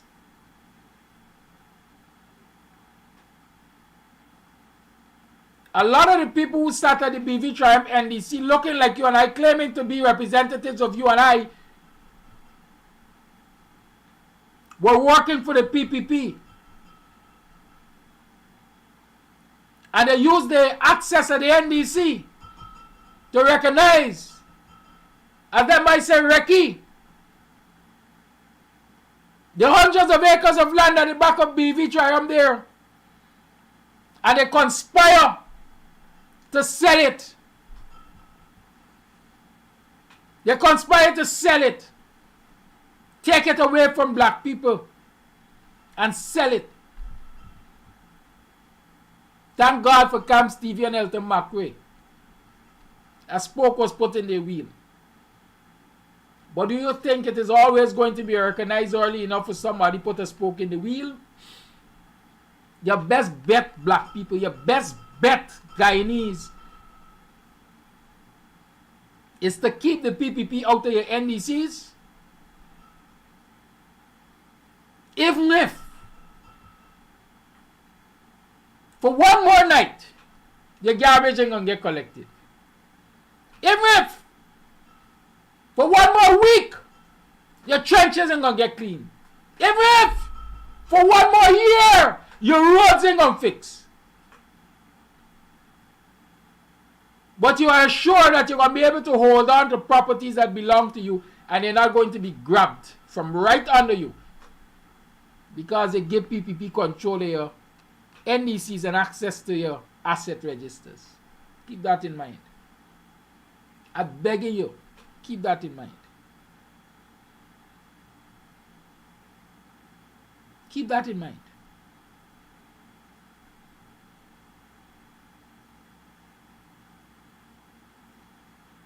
There is so much evidence around this country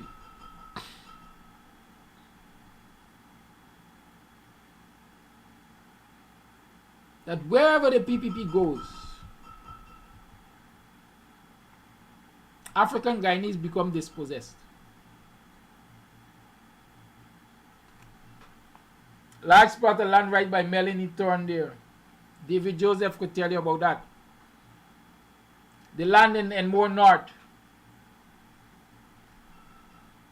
The co-op membership and leadership can tell you about that.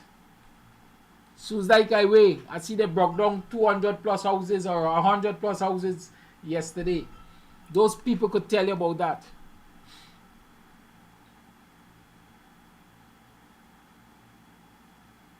But it's self-centered.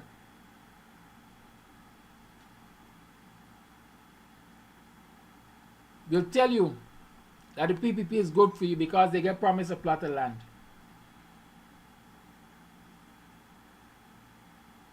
Because they get promised the tractor that they ask them for the farmlands development.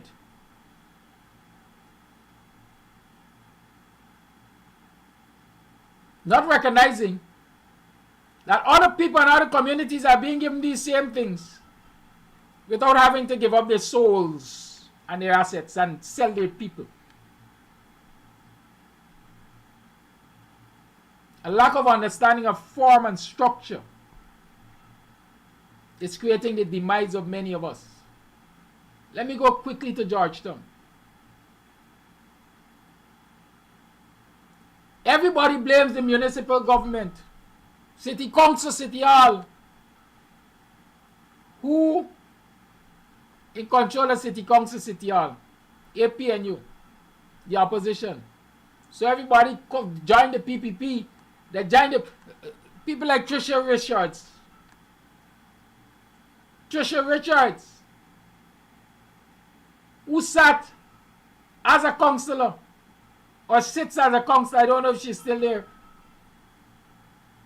because of the APNU, who would have had firsthand, assuming that she can understand, firsthand understanding of what is happening at City Hall. Got a gumption to stand in the PPP platform and tell people in our constituency that if coalition failed to get things done in our constituency. When if you look at what is happening at City Hall, you will come to understand this. First and foremost, City Hall does not and up until now cannot collect enough taxes to provide services as required in the city. Why?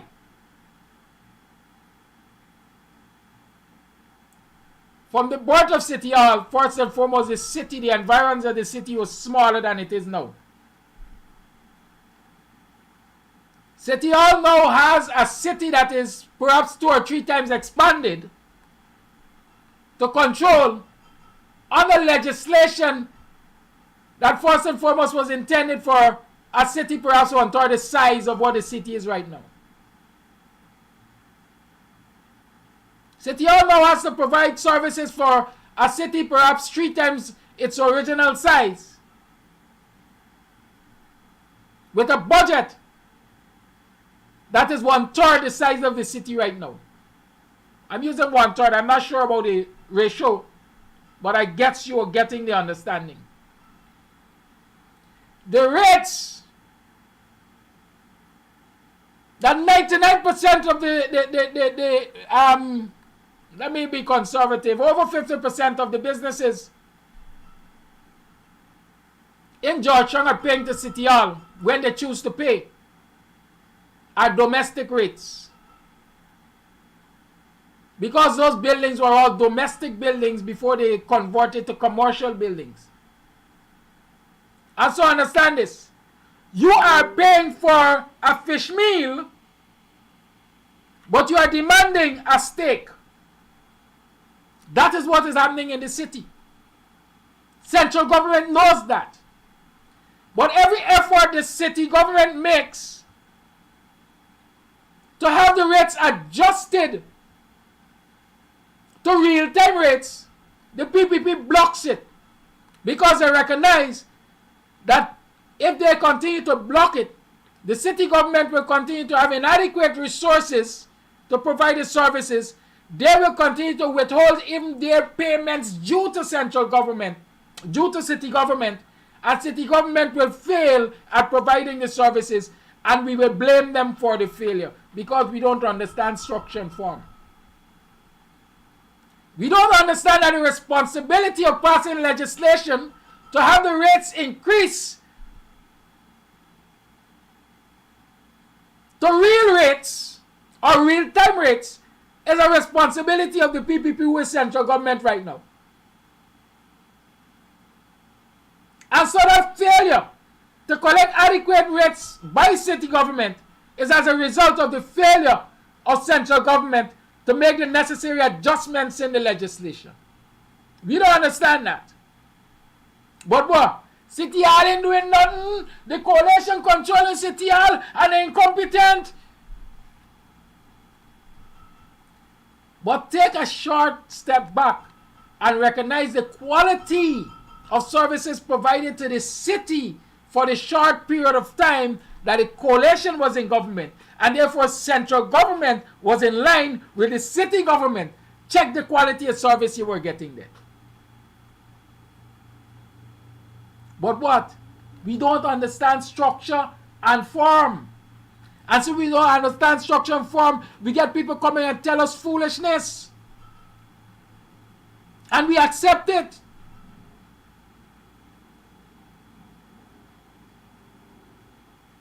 We accept it. And we don't have people who are willing, as I would say, to put their life on the line, because recognizing all these breaches, nobody is going to the courts to challenge the behavior of central government. All the other Roxanne Judge is going to rule against it anyhow. Roxanne Judge is going to rule against it anyhow. What are we wasting time for? Right? But nobody who calls themselves leaders who are in front there singing on the PPP platform, nobody who says they're better, they will challenge the PPP, etc. Nobody is ready to bail the cat. A whole lot of people just blowing out here.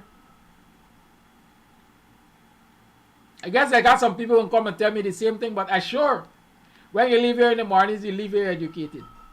That's my contribution to the struggle. That's all I can offer. That's what I got. You got money for go to court? Oh. Man, I have money to maintain this program properly. Because like y'all listen to David Amsterdam and y'all don't send a contribution. That aside, we have to understand structure and form, and then we will confront issues as we ought to confront them. We got to take time to do that. The problems we have in our communities are not local. They're not locally made problems in that the local area authorities can't carry the burden of all of these problems. A whole lot of them are manufactured at central government.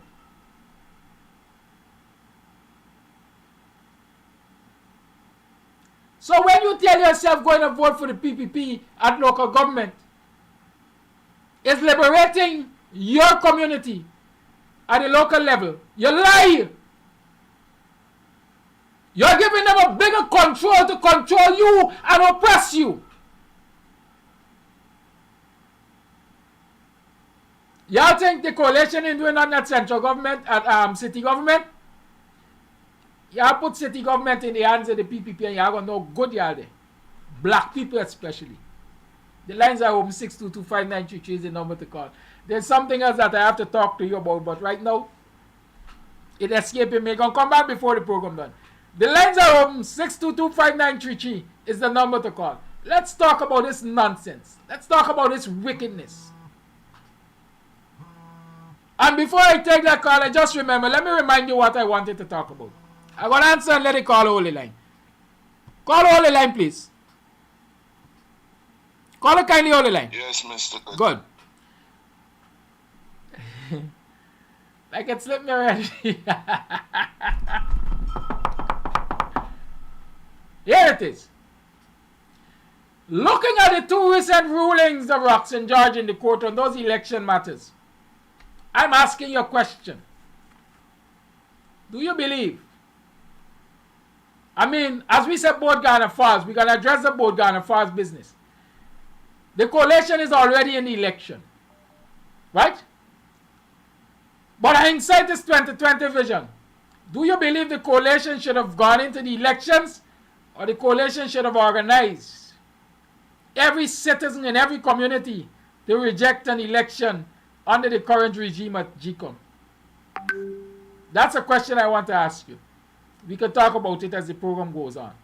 But do you believe, looking at those two recent rulings, understanding what is happening at GECOM, do you believe the coalition should have gone into the elections, or they should have organized every citizen to ensure that that election doesn't take place in this country under the current regime at GECOM? Caller, thank you for holding your life. Blessed morning to you and the listeners, and we in the diaspora. First, I must say, I'm the first to bell the cat. The coalition should not have gone into these elections. They should empower the people not to participate in the election. That is the first issue. The second issue, like you said, when we leave Camp morning show, indeed, you just be edifying. You know what goes on. Like my dad is on holiday right now.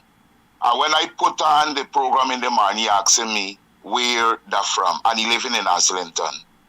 I said, Dad, it surprised me that you guys don't dare and you all don't follow Kadaki Amsterdam and a few more people.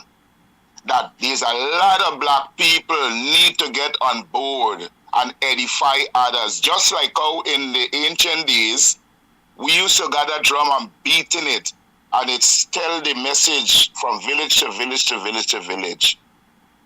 We lost our culture. And the most important thing that when I call Horley when it wasn't program time, the most important thing, why is it the international community, the international players in Guyana can't see when the PPP is wrong? It looking real rotten and bad on their behalf. That is not democracy. And we should call out, like this woman from Canada that was presenting the fire truck with Roxanne Ben. They condone. Them is the people that putting wood to the fire that what happening in the country. And that is why it has always mentioned Robert Mugabe. Robert Mugabe style, all of them, they're running helter-skelter in that country. I can't cuss up on this program with them bullshit what these people behaving with. You know? And Guyanese sit down and taking it. Look, where you can find in this modernized time that police beating female people up the highway. Well, so help me God, I don't know. These people pushing for bloodshed in the place. And these international community lack the lip because they want to oil more than we. These blood suckers. But the longest rope got to end. And things would soon come to an end. Guyanese just sit down and relax. I was amazed when my dad asked me that question. I said, you don't tune into Gadaki Amsterdam morning time? Well, I get him a phone. And before he left the shore, I'm going to call him every morning to ask him if he's on the program. And you continue with the good work, Mr. Kadaki. I support you 101%. If a morning I doesn't tune in on this program, the first thing when I get up, I say my prayer and try to get the phone to get into this program because it does edify me. And I just calling other friends and relatives to tune in. Continue with your good works and be safe at all time. We love you, my brother. Thank you, caller. I love you too. That is why I spend my mornings doing this. And then I just walk late into the night because I got to eat. Caller live, good morning. Good morning, Kadaki. Kadaki, oh my God, my stomach is just rolling and tumbling. You mean to tell me all these things were you putting out there? You enlightening us for us to know actually what is going on. And people is not getting it? I don't understand. I'm sure and know that you know what's going on in Linden. Linden is hot. I cannot believe these people just sitting back and they get one woman, she's standing behind another person and she's saying, huh? No, nobody not do nothing for you. Them is the one who give up themselves to these people, to the PPP. And now you're talking because they're attacking you in Linden. Now you're talking? My goodness, these people like if they're not going understanding. The smallest child have an understanding to know what's going on up on the highway there, that you should never ever, no matter how small your place is, you do not sell your place out or giving or allow someone to come into your community to take over. Why? Why you gonna do that? And you think they're giving you anything substantial? No, they ain't giving you nothing. Everybody that lives in that country is supposed to collect 20 grand. I mean, if every 6 months or every year or whatever they're supposed to give it to them. You see all the high money. We don't have that much people in our country to use up all that money. My goodness, Kadaki, and one more thing I need to say. You see that ball field that where they got up there? Boy, I stay quiet. But I can understand. You want to do something in that ball field and the type of money that these people want. I want to know if they will make half of that money when the month comes. Caller. And I'm sure they ain't making it. Caller. I want us to talk about that ball field tomorrow. I want you to call us and tell you about your experience trying to use that ball field tomorrow. No one's bad. I want all the information. Right? Good. We're going to talk about the ball field tomorrow. And I will point something out to you once we start talking about it. Go ahead, continue. All right. Yes. Thank you. Bye. Thank you. Somebody is telling me here just now, over West Side, some sitting coalition, some sitting APNU councillor has come out in support of the PPP. Caller on the line. Baka came out in support of the PPP. The good book says, by their fruits you shall know them. Is that what it said? By their fruits you shall know them. Let me identify the fruits to you. The jumping ship. You know why they're jumping ship? They are convinced in their minds. that the PPP will dominate the local government elections through rigging. And so the PPP will win the local government elections through rigging. They in their own minds have calculated, I want to remain at this table and get fat off the backs of the people. And so the only way I can remain at this table to get fat off the backs of the people is to jump ship. And that's why the likes of Baka and all of them jumping ship. Because they know in their minds that the PPP has already rigged these elections. And so they're going to control a whole lot of the NDCs through rigged elections. And they want to be at the NDC table still. So they're jumping ship.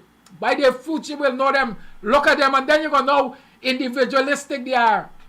How selfish they are. They're prepared to stand and fight against the corruption in these elections. They're prepared to take the 10 pieces of silver and the bowl of soup. Call it live. Good morning. Morning, Kadaki, and morning, Guyana.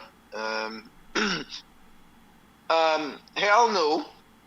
I believe, in my honest opinion, the coalition, as I know, the PNC should not have gone to election. You create the atmosphere before the election. You create what you want to do. And I remember listening to Mr. Norton.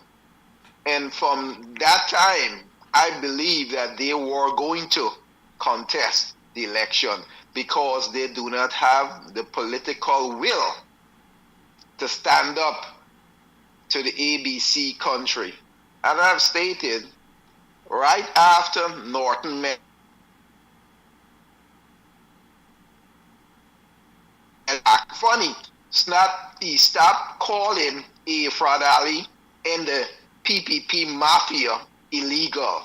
So we've got to look at all of that and know that they were going to participate because he was trying to play, well, we don't want to tell them what we're going to do. We know that. So it seems to me that protest is off the table from the orders of the U.S. ambassador and others. And we've got to understand, for some reason, our leaders, if we are thinking we know what we need to do, which is to educate our people, we refuse to do it because I guess we are on the take too as well. We are taking money and we do not want to enlighten our people to know how central government works and just to understand the process. Look what you have talked about and have said, where you even had a counselor that is running under the PPP, and she knows what happens in those city council meetings and why the central government is starving the city, but yet still she is supporting the PPP. And look at all the other African Guyanese that are doing the same thing. So it is my conclusion that we really stupid bad. Because if we are seeing this whole bunch of African Guyanese in red, and we have to understand red is going to actually stain. You put red in water, it spreads, and that's the game. So it seems to me that we're always getting outsmart. And if we keep getting outsmart, the people are going to label you stupid. As I said, we've got to educate our youngsters, and you got to start them out from small, because it's these same people who grew up under Jack DeHoe and the murderous regime for those 23, 24 years, and that's who we're seeing now. So if we don't start with these children now, we'll be in the same situation come the next 20 years, because guess what? And I'll close with this. We just don't seem to have any sense, and that's why we're being sentenced. That's my take. Thank you for your call. Let me tell you, let me point out this ignorance to you. Or let me continue to show you ignorance. And that is why I always say, when I come on this program, I don't be afraid to talk. Because for all the years I'm doing it, the PPP has not been able to prove otherwise. You remember the vigilance situation? The chairman of the Boxing Force NDC, a PPP representative, a black man, well, he mix, but I say I got 1 ounce. Right? 1 drop. A black man said to you on camera, or said to me on camera, you heard it. Thanks. It is like you're teaching me here because I didn't know all of these things. Y'all remember that? Can you remember the chairman of the Boxing Force NDC saying that on camera to me? It's like he's getting a lesson because he didn't know all of what I was explaining to him. That is the state of we people. And those are the people the PPP taking the campaign against us to put them in office. Because they don't know the system, they don't understand the system, they don't know the rules, they just place their response. And so when the likes of Anil call them and said, do this, all they do is do that. Because, as in the days of slavery, when the master talked to the house slave and he said, do it, get it done. The lines we made open 6225933 is the number to call. You tune to the Guyanese Morning Time. Me got too much more to say. I got a video to share with y'all. I just remember, well, in a Facebook post, a pirate in this morning. How do I do this? Can't remember. Call her 1 minute. Hold for me. I gotta get this thing. You know what? I'm gonna disconnect this thing and done. Good. I think it's gonna be easier this way now. Yes. Call her live. Good morning. Morning. I'm from up the quarantine. Okay, buddy. What's going on up there? Nothing strange, but what happening that side, the strong side? You're gonna educate before.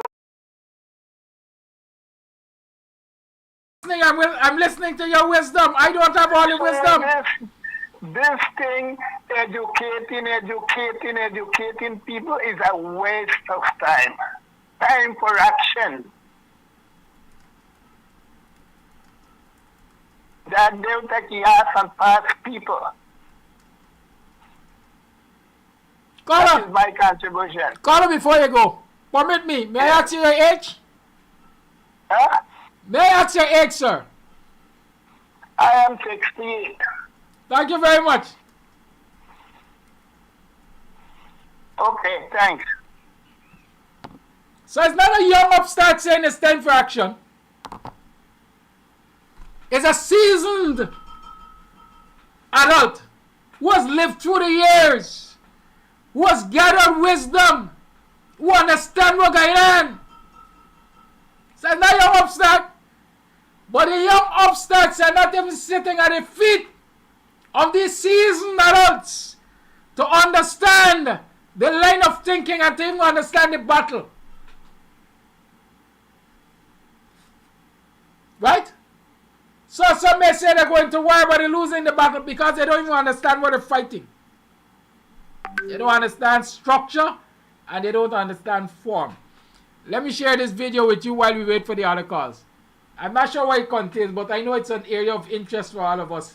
I just mentioned the Boxing Falls NDC chairman. I hear you been back there this week. Hey.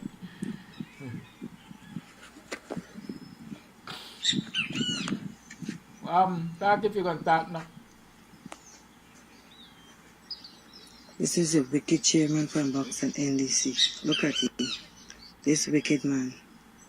I want you to see. See good. We come good. I want to see face. See good.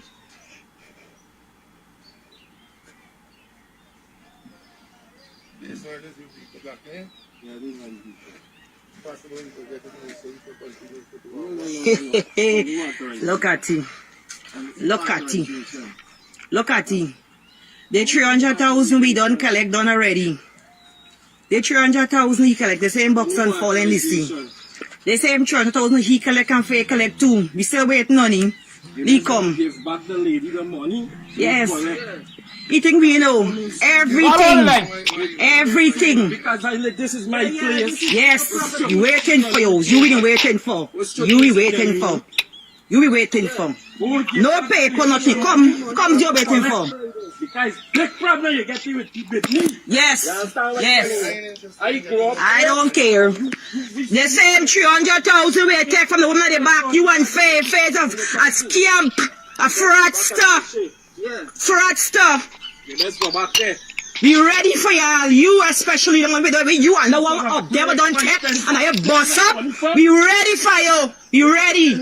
We ready because this gonna go far. Far we gonna go. Far. When the media show that done, I put it up on Facebook.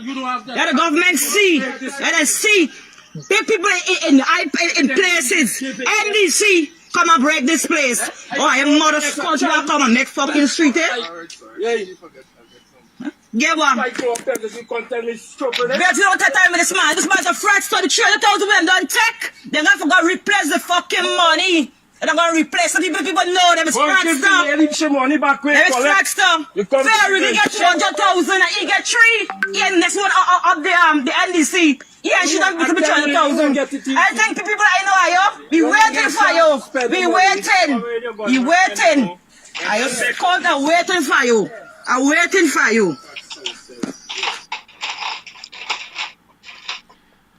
Yes, so you are the people of Vigilance North representing themselves. This is not Kams TV. I wasn't there. I take no credit for anything that was said on that video there.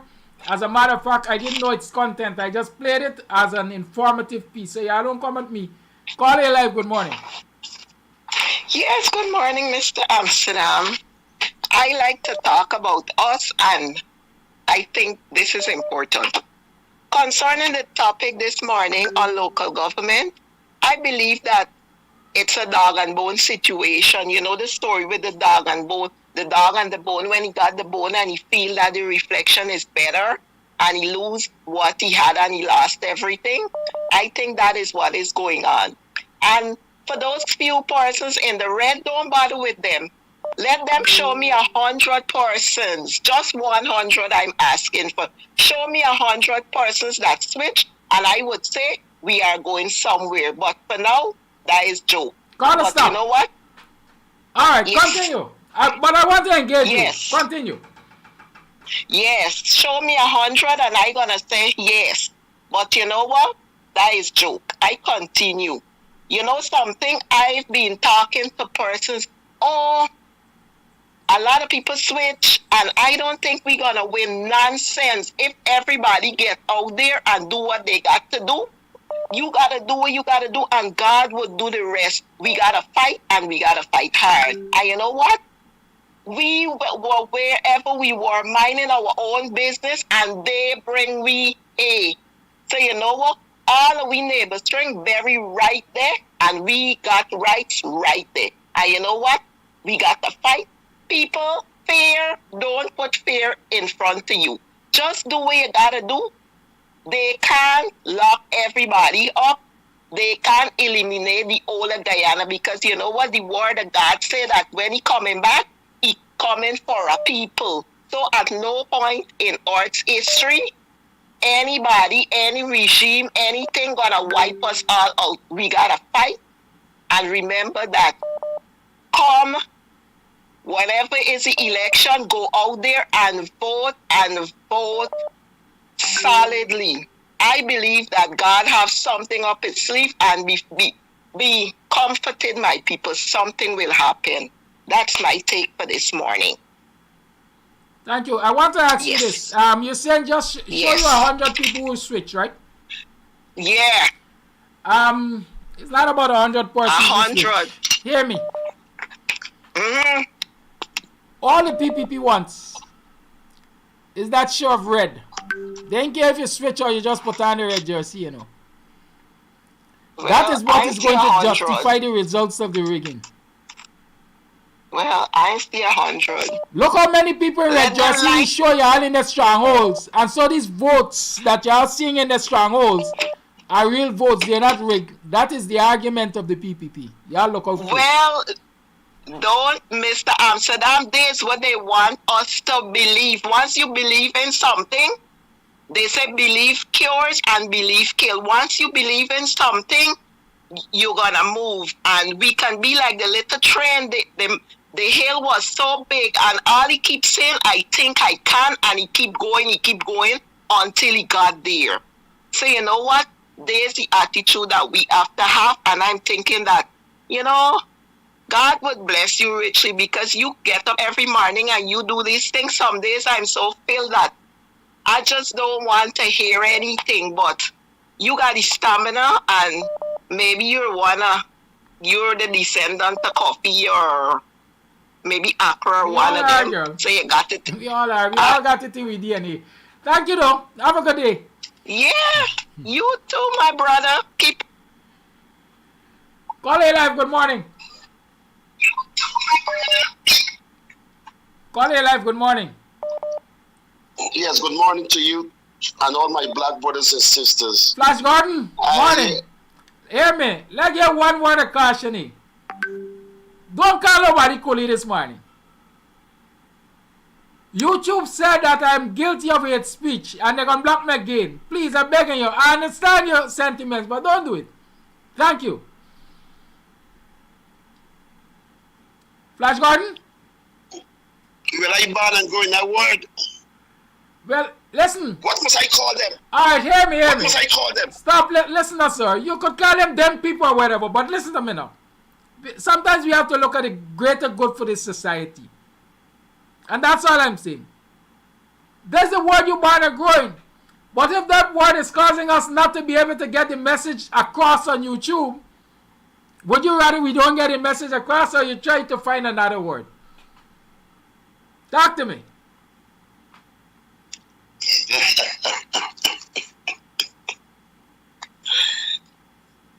All right. Thank you, sir. Good. All right. You know, said you can't beat them, you have to join them. But always, Agafa said, I am agreeing with Mr. Norton going into the election. I'm backing him 100% and I'm calling upon all my black brothers and sisters. Because if it's good for Flash Garden, call my Negroes brothers and sisters in Guyana, black brothers and sisters, and it is okay. All right, it's okay. But one thing, and as I always said, when you're white, you're all right. When you're brown, you stick around, and when you're black, you stay at the back. That's okay. Let me move on. I want to continue from the program yesterday when most of it was talking about wig. Every country in this world has wig election, different wigging. But I'm saying it loud and clear. I am so proud and glad that Bonham rigged the election for 22 years. Because we all can see the benefit of the rigging. 2 days ago, you talk and say, oh, but the guy, I really saw it too, stole from the rich man and get the poor man. When Bonham used to rig, every Guyanese was enjoying a better life. When Bonham rig, he gave, after the rigging, free education and he get independence for all Guyanese in Guyana. When Bonham rig, he keep out criminal activity, drugs and gang and all this nonsense. When Bonham rig. When Bonham rig, he pay attention what's going on in the country. Because any Mackenzie Punch could call and said, Flash Garden, right or he lying. When a gang, before I leave Guyana, a gang rise up in Mackenzie side there, calling Nasagal or something. When Bonham hear that, he tells Skipper Roberts, go up there, open your office and stop that nonsense. It must not happen under my watch. Rigging. But when the PPP rig, what we get? Dead, sorrow, gang, drugs, criminal activities. We must explain that when PPP rig, when PNC rig, what we receive. Let me stick a pin now. I believe last school told them give 30,000. A Amerindian lady come out and say, oh, thank God for the PPP. They give me $90,000. I see $90,000 they bring out 19 dead of them children. 19 dead of them children. PPP rig, yes, but look what we have to receive after rigging. Now they come out again and giving 40,000 now. Also for 4, going to get 120,000. But the thing is they bring it out before the school term done, is to remove whatever problem up there with them children that died. Focus on the money and get we black people to say, yes, bye. The East Indian people giving us money, we're going to vote for them. Stick a pin, my black brothers and sisters, stick a pin. Yes, take the money because the money belongs to all Guyanese. But remember, go there and vote. and keep them out because they will kill more people after giving out that money. Every time they give money, black man in problem, dead and problem. Thank you. Thank you for your call. The lines remain open. 6225933 is the number to call. Let's go to some voice notes. Hi, good morning, Kadaki. I've been saying a long time now.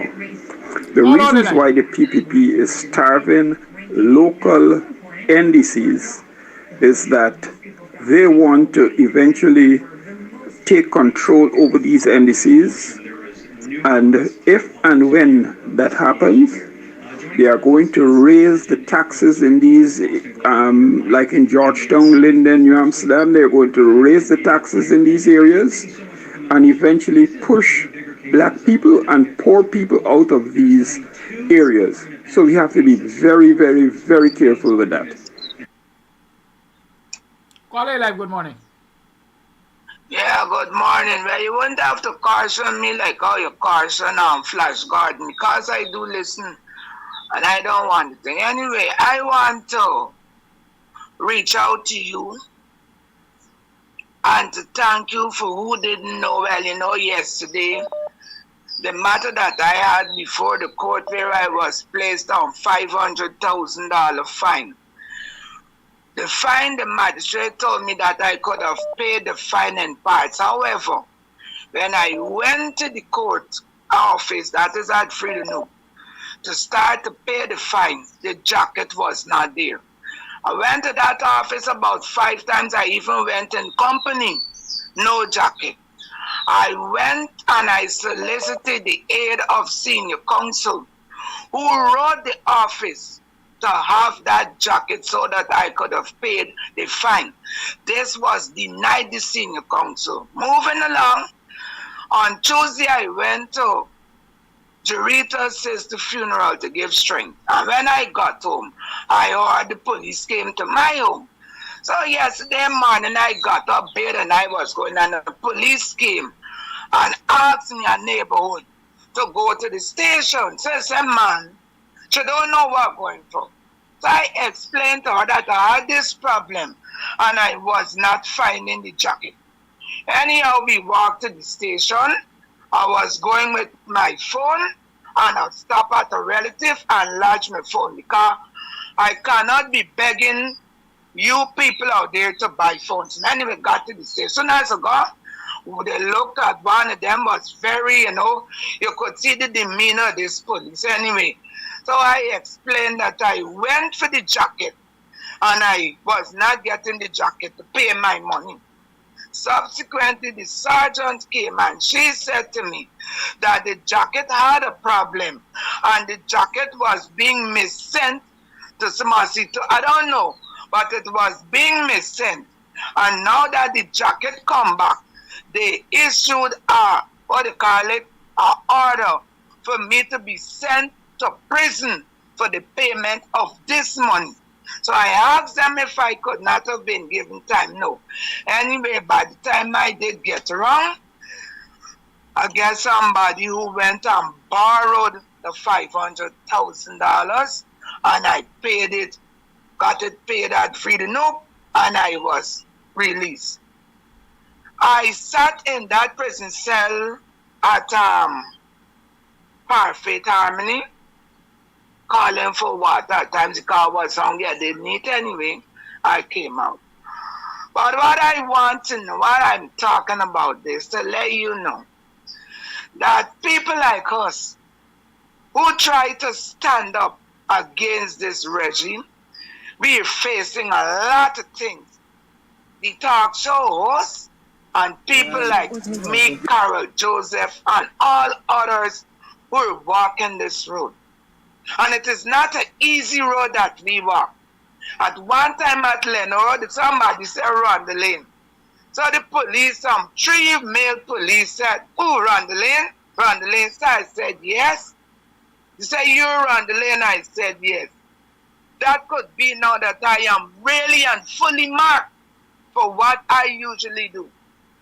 But let me tell you out there, I am going to fight. I have to pay this money, repay the money, and I'm going to work. And I'm going to have that money repaid. Anyway, moving along. I saw when I got up this morning, I gave God thanks for sleeping in my house, waking up in my bed. And I said my prayers, and the first thing that caught my eyes, it was another fire in a dorm, where they say no one has been injured. But I'm glad that no one is injured. But I hope people on the ground, like those brave ones in the major fire, could come out and say no one has been injured. Because news do come, but the truth don't really come. And people out there, I want y'all to stop and look to see what is going on. Many of you would feel glad, oh, the children there at the hostel, me go for wake up and cook or press the clothes or cook.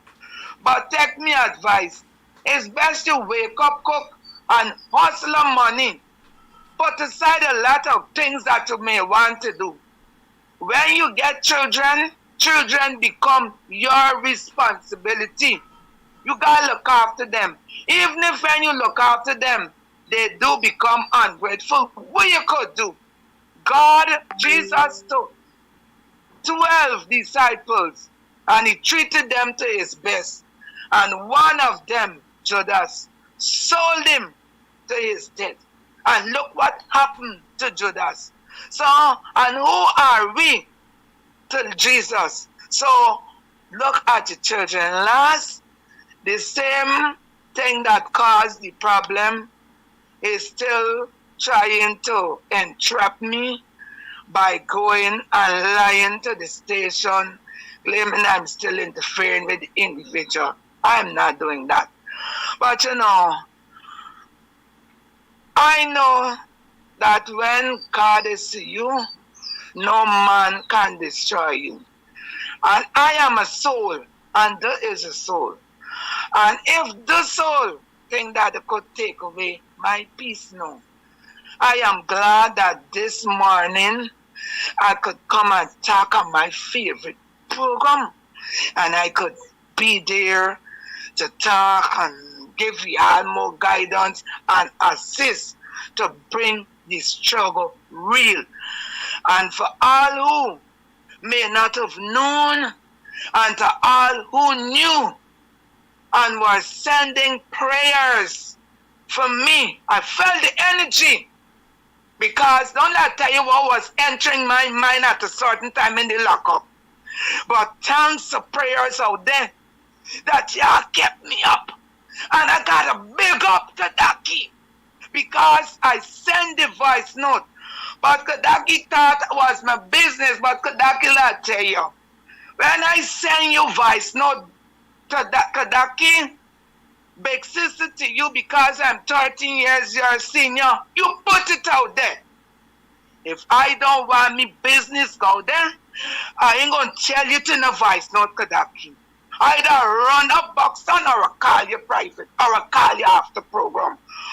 And when Kadaki did realize he was the little brother, but they keeping it for find out what is going on with this woman. Well, when we got problem and I come out the program, people don't start. But Kadaki, thanks for what you do, and thanks for what I know you're going to do.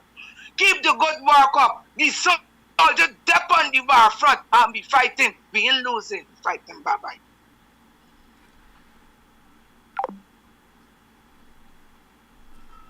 Voice note.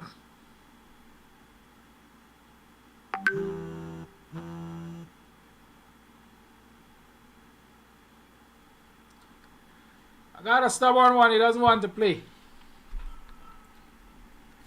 But he can play, don't worry.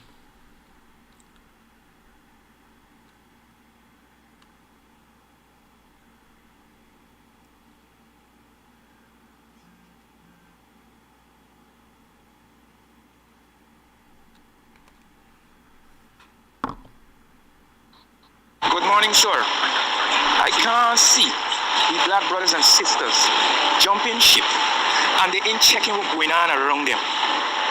These people are creating a nation of black paupers. These people are giving all the wealth to their kind. 80% of it, what is left for our black brothers and black sisters? And they're just jumping around with these people. These people don't love them. They don't care about them. They're just using them as puppets. And hold on, down the road they're going to be crying for their lands. Thank you for that voice note. Call it out, good morning. Good morning to one and all. First, I would like to say congratulations to the village of BV. I'm glad that they won that small battle. That small battle in where they were able to retain the lands. That's a good thing. And I'm calling on them, especially, and other villages in the same situation, because we know the land grabbing that is going on. But particularly on people of BV, to see who is at your side in dire straits, who had your back, who saved your land. And people must be aware, people must be awoke what is going on in this country right now.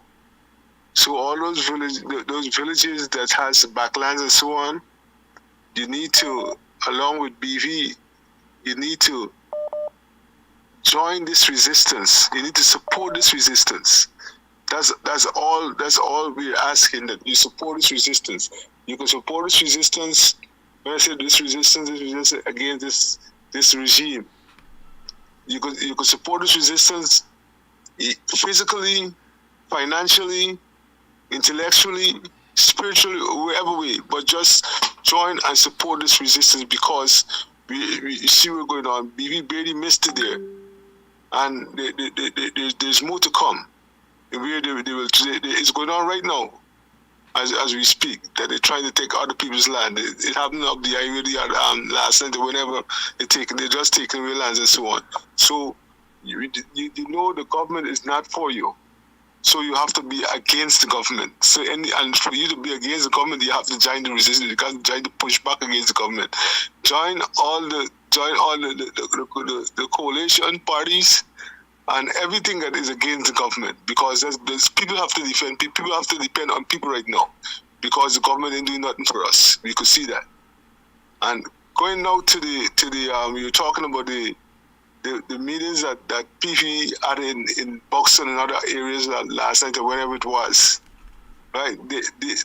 They're talking about, as you rightly said,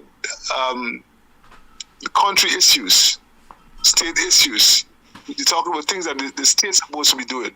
But these things are not being done in these villages that they're talking to. So village people, Buxton people, and whoever they're going to, they're not speaking to you. They're just talking these things, but they're talking for somebody else. They're talking about what they're going to do to someone else, some other community. Because look at this. They're talking about bridges and so on. They're blaming the coalition who's not even in power for over the past 3 years. For bridges and roads and so on in your community. They are the ones who've been in power, even when the coalition was in power, because they were running the Buxton Falls NDC.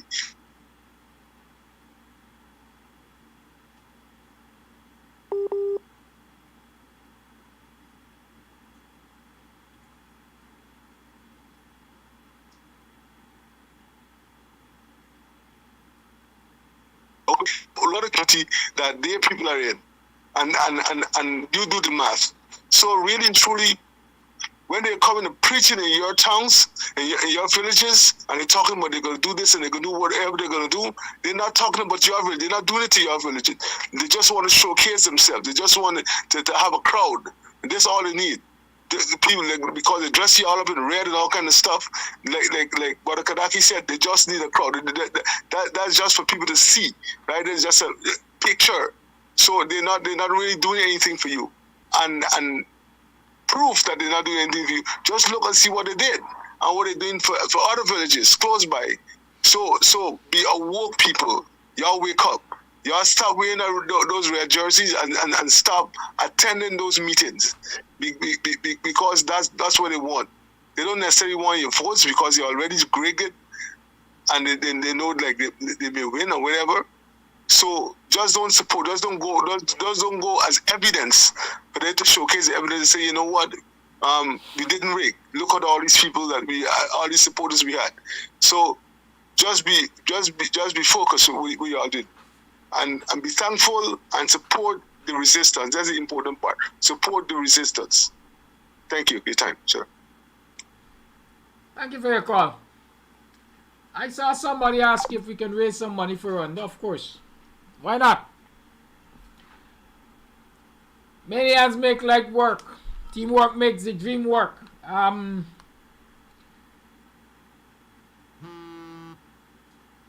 Sacrifices. Call all the line. Okay. I ever so often say that, you know, let me say because I know you're recognizing it. I'm only human. There's some things really. There's some things that really get to me. I'm only human. Ever so often I am on this program and I talk about sacrifices. People do not understand, or they pretend not to understand the sacrifices that a lot of us make in this political struggle, in this fight for the dignity of the citizens of this country. I know that I said the dignity of the citizens of this country, because while we sit here most of the times and we highlight what is happening to the African Guyanese in this society, these issues have long-reaching implications to every other citizen in this country. African Guyanese are feeling the brunt of the oppression, but the actions of the state have long-reaching consequences, because there will come a time, and it's not wishing, it's not begging for it to happen, but there will come a time. Have you ever witnessed a cornered cat? There will come a time when African Guyanese are going to rise up, if it means their demise. The sacrifices that we make to highlight the problems in this society and the problem with governance. A lot of people sit in the comforts of their home. A lot of people go about their merry business, and they tell themselves that they are insulated from it. They pretend that they don't see the sacrifices. They don't know what goes into it for them to be comfortable. But when it hits at them, then is when they find these very people they look at with scant regard and believe that at some point in time these people end up on nothing. I say it every day. If you were to know the amount of complaints I get from police, as an example, you'd be surprised. The very people who, at the drop of a hat, will turn up at my gate to lock me up because the boss says I must get locked up. But we fight for them nevertheless. Right? Rwanda called me the other day. I'm just showing you about selflessness, and that is why I have a problem with those who put themselves out as our representatives, and they want to go to council and represent the community, and they want to go to parliament and represent the constituency and all of that. Because a lot of them, and I'm maintaining a lot of them, are self-serving. They're self-serving. I'm making it plain. I'm making it public here. I got abusing for Annette Ferguson. I've abused her in private, but I got abusing for Annette Ferguson. That voice know that is circulating. I know the circumstances of its release, but it points to a deeper problem.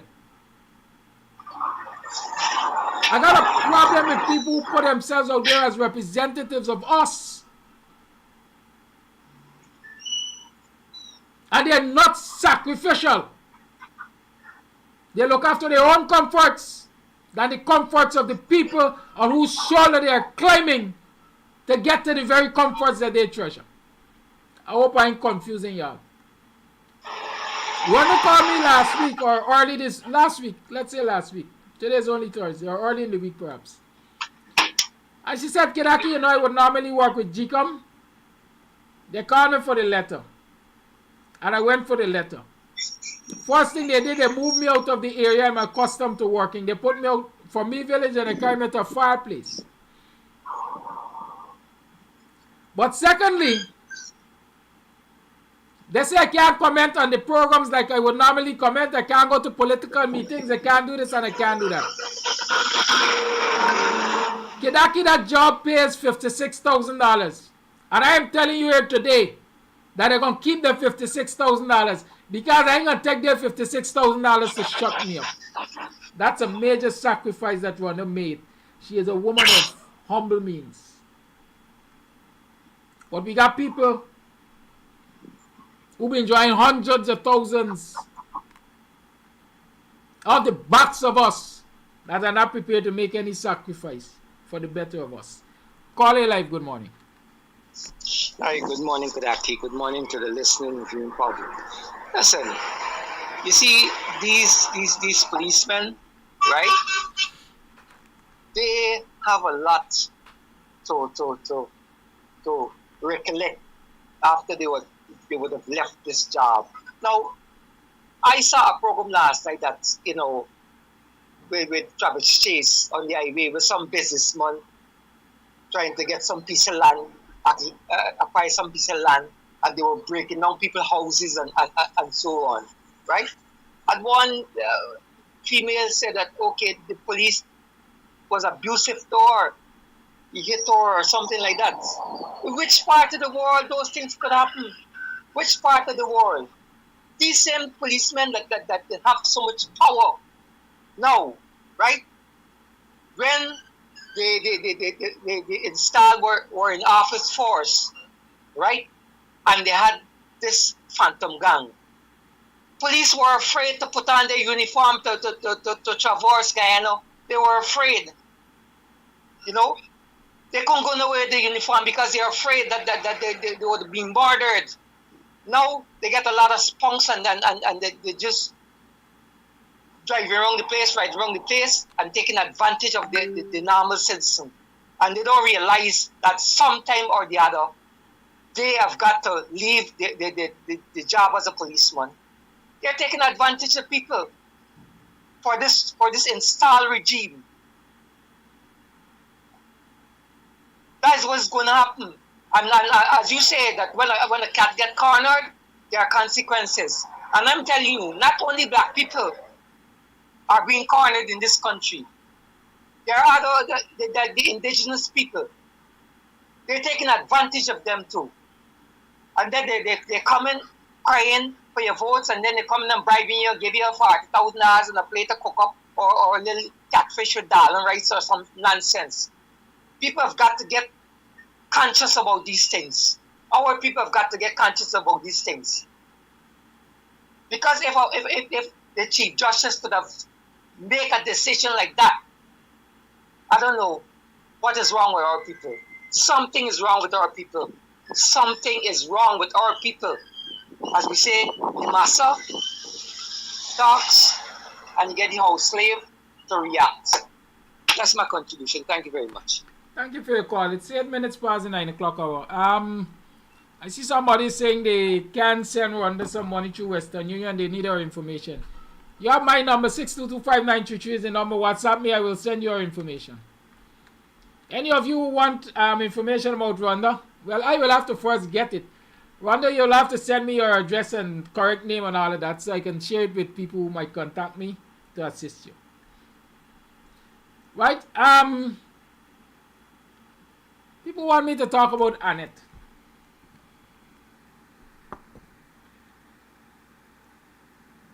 Annette is only a symptom of the problem, you know. Annette is only a symptom of the problem. Annette is not a problem. She is a symptom of the problem. So we will keep that in mind.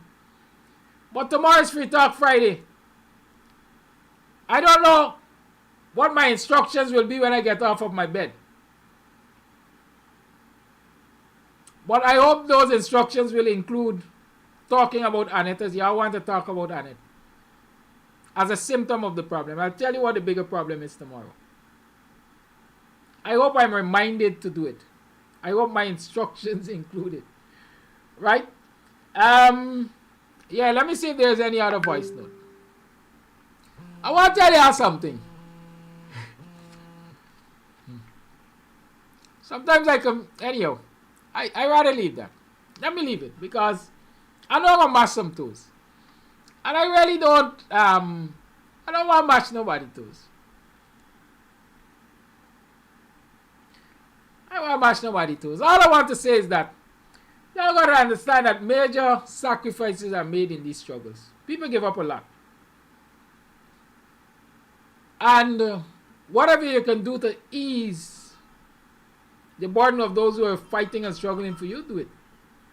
Don't wait for people to come begging you for anything or asking you for anything. Right? If I were to come on this program this morning and say, listen, y'all got to contribute to the upkeep of this program. Y'all be making sense. It's $20 y'all sent to this program for the month and so on, expenses to be paid, like bill, generation and all of that, y'all be paid. At the end of the day, I might see contributions totaling, wild numbers, I'm throwing $100. But if I don't come and I don't make that nice, hardly anybody will contribute to the program. Sharada said don't run on water. Doesn't run on water. The other day, I don't know if I said it on this program, but the other day I said, alright, I ain't taking no more calls now, man. It's past 9. I want to wrap up the program, but I want to share a little more wisdom with y'all. Allow me to talk now.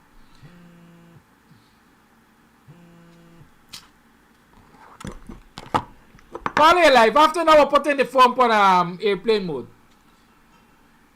Call here live. Okay. Morning, neighbor. Good morning, my brother. Good morning. You know, I like the order that you state. Like when somebody try to want you to speak about Annette Ferguson, and you say that she's just the symptoms of the problem, and it's so true, because that is what some of us would want to, you know, would set out, wanting to hear things about people, and you know, it's things that you could be able to, as you state, that you know, you would get her, you would deal with her in person. You know, some of us, as you stated, you know, we want to lay back and receive. Out hard to make things better. You know, you highlight the issue with Annette. I say you got to reach her, but the guy want to know, want to hear you. You know, cuss, you shout, and them things for whatsoever wrong that you might have done. You know, and that is not the way or to go. We all need to come on board and do our part to make the change. I need that. We can't just want to sit down because these programs that you put on, and Brother Sherrod and Dr. David Hines, is not easy. And there's the realization that we got to come to. We got to feel real appreciated for what they are doing. Do our part. We got to share the life in other, and we got to do our part in whatsoever meaningful way to bring down this evilous regime. And we got to realize that this regime, this PPP, is not the Chedi Jaguar PPP that we're dealing with. This is a PPP run by the most evilest politician that ever graced the face of Guyana in Barajatio. The most evilest politician, the most wickedest politician, and we got to come to the realization that all we do in our red short and this and that, them kind of thing, is not to please the PPP. It's to please Barajatio because he failed in so much areas, he failed in so much. that this is the last straw that he grabbed upon. So, people, we got to dip our eyes and we got to get serious with this. Thank you so much, brother, for listening. Thank you, viewers. Thank you for your final call. Let me start from the top here, from the bottom. Somebody say I need to create a subscription model and so I will ensure everyone pays into the program. I got my strong suits. I tell anybody I got my strong suits. Focus on money is not one of my strong suits. So I usually say if anybody can manage that for me, I am happy. That's not one of my strong suits. I'll be very, very honest. Y'all notice I come to this program every day and I would basically forget to ask you to make a subscription or anything to the program. I don't. That's not my focus. But sometimes when money issues come up, like the one that is affecting Rwanda, no doubt, $500,000 is not chicken feed up for us. Right? They bring those incidents, those things bring the money issue to the fore, and so I take the opportunity sometimes to address them. It's not my proudest moment, I'll tell you the fact. From early o'clock, I tell y'all, I don't like ask people and say please and thanks, you know. If I receive, it must be because you think I deserve. It's not me asking you for anything. Keep that in mind. So it certainly is a great suggestion to create a subscription model, but I don't even know what you're talking about. Honestly. Right? So I was saying to you, the other day I mentioned to you that just like Rwanda, the police turned up at my gates. Though I said gates because they went from place to place looking for me with a warrant for $26,300 because a case was concluded and I wasn't even aware that it was concluded. Right? I wasn't even aware that it was concluded. But they turned up. And what prevented me ending up in the lockups like Rwanda is because, number one, I was not on spot. Number two, I was able to act quickly to get $26,300 and send somebody to take care of that. And I reflected, those in my close circles will remember me telling them, listen, as a revolutionary, as a representative of the people, as a fighter in this situation in this country, you can't afford to be broke. They're going to jail you. You cannot afford to be broke. They're going to jail you. You cannot afford to not have resources. They're going to jail you. If I couldn't put my hand on that money, I would have been in the lockup. Perhaps an extended time. And it certainly, I laugh at these things. It certainly would have been an extended time. Because look when they came. It was a Friday. Once I was locked up on Friday, I am sure all of the bureaucracy would have been put in place to ensure that the acceptance of that money would have been delayed until perhaps about Monday. Because once Friday afternoon reaches and that money couldn't be paid, then the next working day according to this country is on Monday. And so I would have been spending Friday, Saturday, Sunday, and perhaps part of Monday in the lockups. The hope was to break my spirit. Right? But the Creator and the ancestors, thanks be to them, I wasn't where they expected me to be on those occasions. And I had access to the resource to prevent the situation. Thank God again for Rwanda. She was locked up, but God knows it. And she was able to sleep in her own bed last night. $500,000 is not easy money to get to borrow from anybody. And so whatever was done for her to be released, because that money was paid, give thanks to it. But I'm talking about this because I want people to recognize the sacrifices. And if you think borrowing $500,000 is the easy part, or even repaying it is the easy part, or the difficult part, you know what's the difficult part?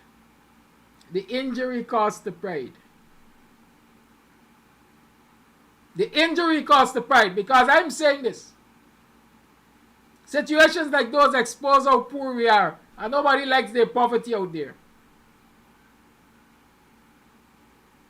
It exposes how disadvantaged we are, and nobody likes that information out there. And I'm being real because I'm a realist. And so all those who we are fighting for and will continue to fight for, I'm asking you to take a quiet moment, sit in a corner, and assess yourself and say, what can I do differently that will really aid and strengthen these people who are fighting for all of us? I say ever so often, it doesn't always have to come down to a dollar amount. Sometimes it's a word of encouragement. Sometimes I'm down in my spirit, God knows. And somebody sent me a message, hey, Mr. Amsterdam, thanks for all you're doing. You really helped. Hey, Mr. Amsterdam, thank you. You see that information you shared, it really helped me. Nobody knows.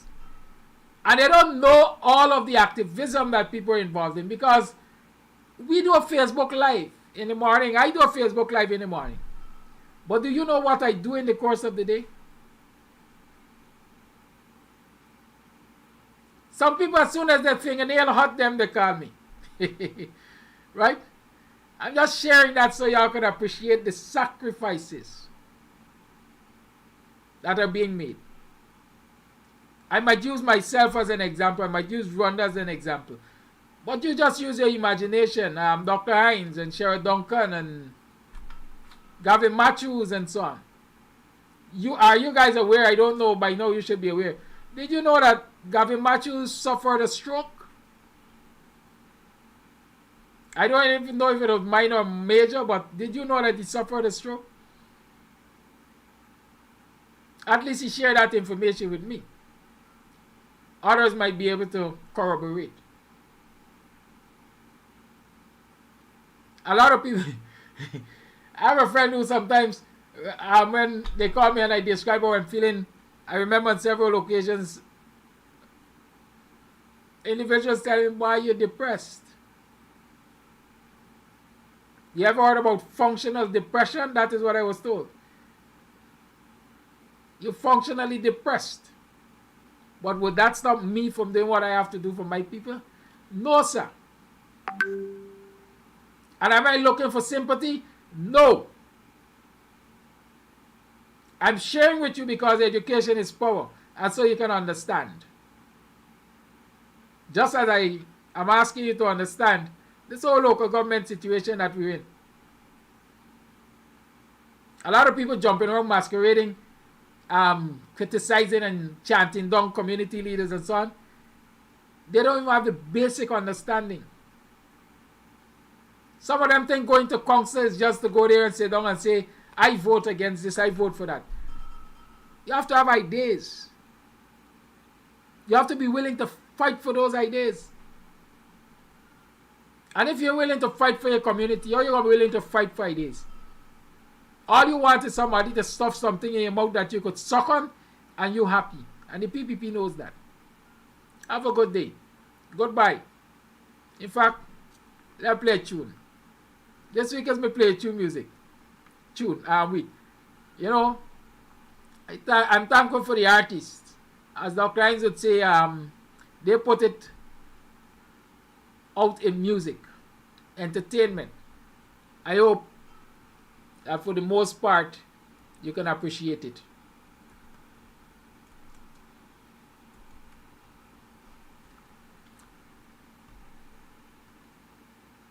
Y'all know this is my go-to song when I really want to touch y'all with these messages. Imagine if you can make 2K or 5. We have to be loyal to something. And it must not be the dollar bill. We have to have ethics. We have to have community. That is where our loyalty should rest. With community. Can't be a dollar bill. Because that too will fade away. That too will fade away. Outer road. DJ First Records. Hey, no. Hey, no.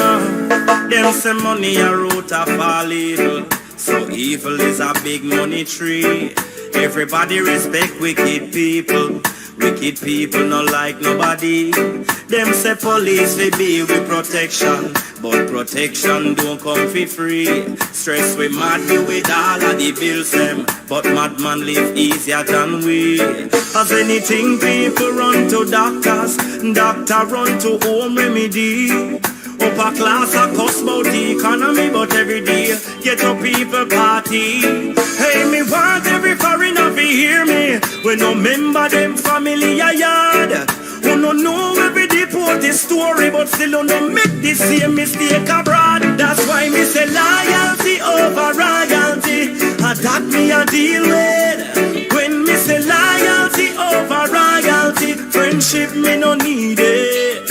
Me a tell you loyalty over royalty. You know see man a sell out our God, cause them no loyal. Enough of them people ya in a clean clothes but mad. Imagine you they a road and house so hard. Just see be a liar. You go in a video light and go hype up now upon yourself you draw down fire. Hey, one thing me a tell people. Them can't go round that wire. Cause every money when me make, me double it. Me nah go be no self-destroyer. Me say loyalty over royalty. That me a deal with. Me a tell you loyalty over royalty. Friendship me no need it. Me a say a loyalty over royalty. You know see man a say Lord our God, cause them no loyal. Enough of them people ya in a clean clothes but mad. Yeah, this now from where they are. It's like life stuck on a replay. And it not fi go underway.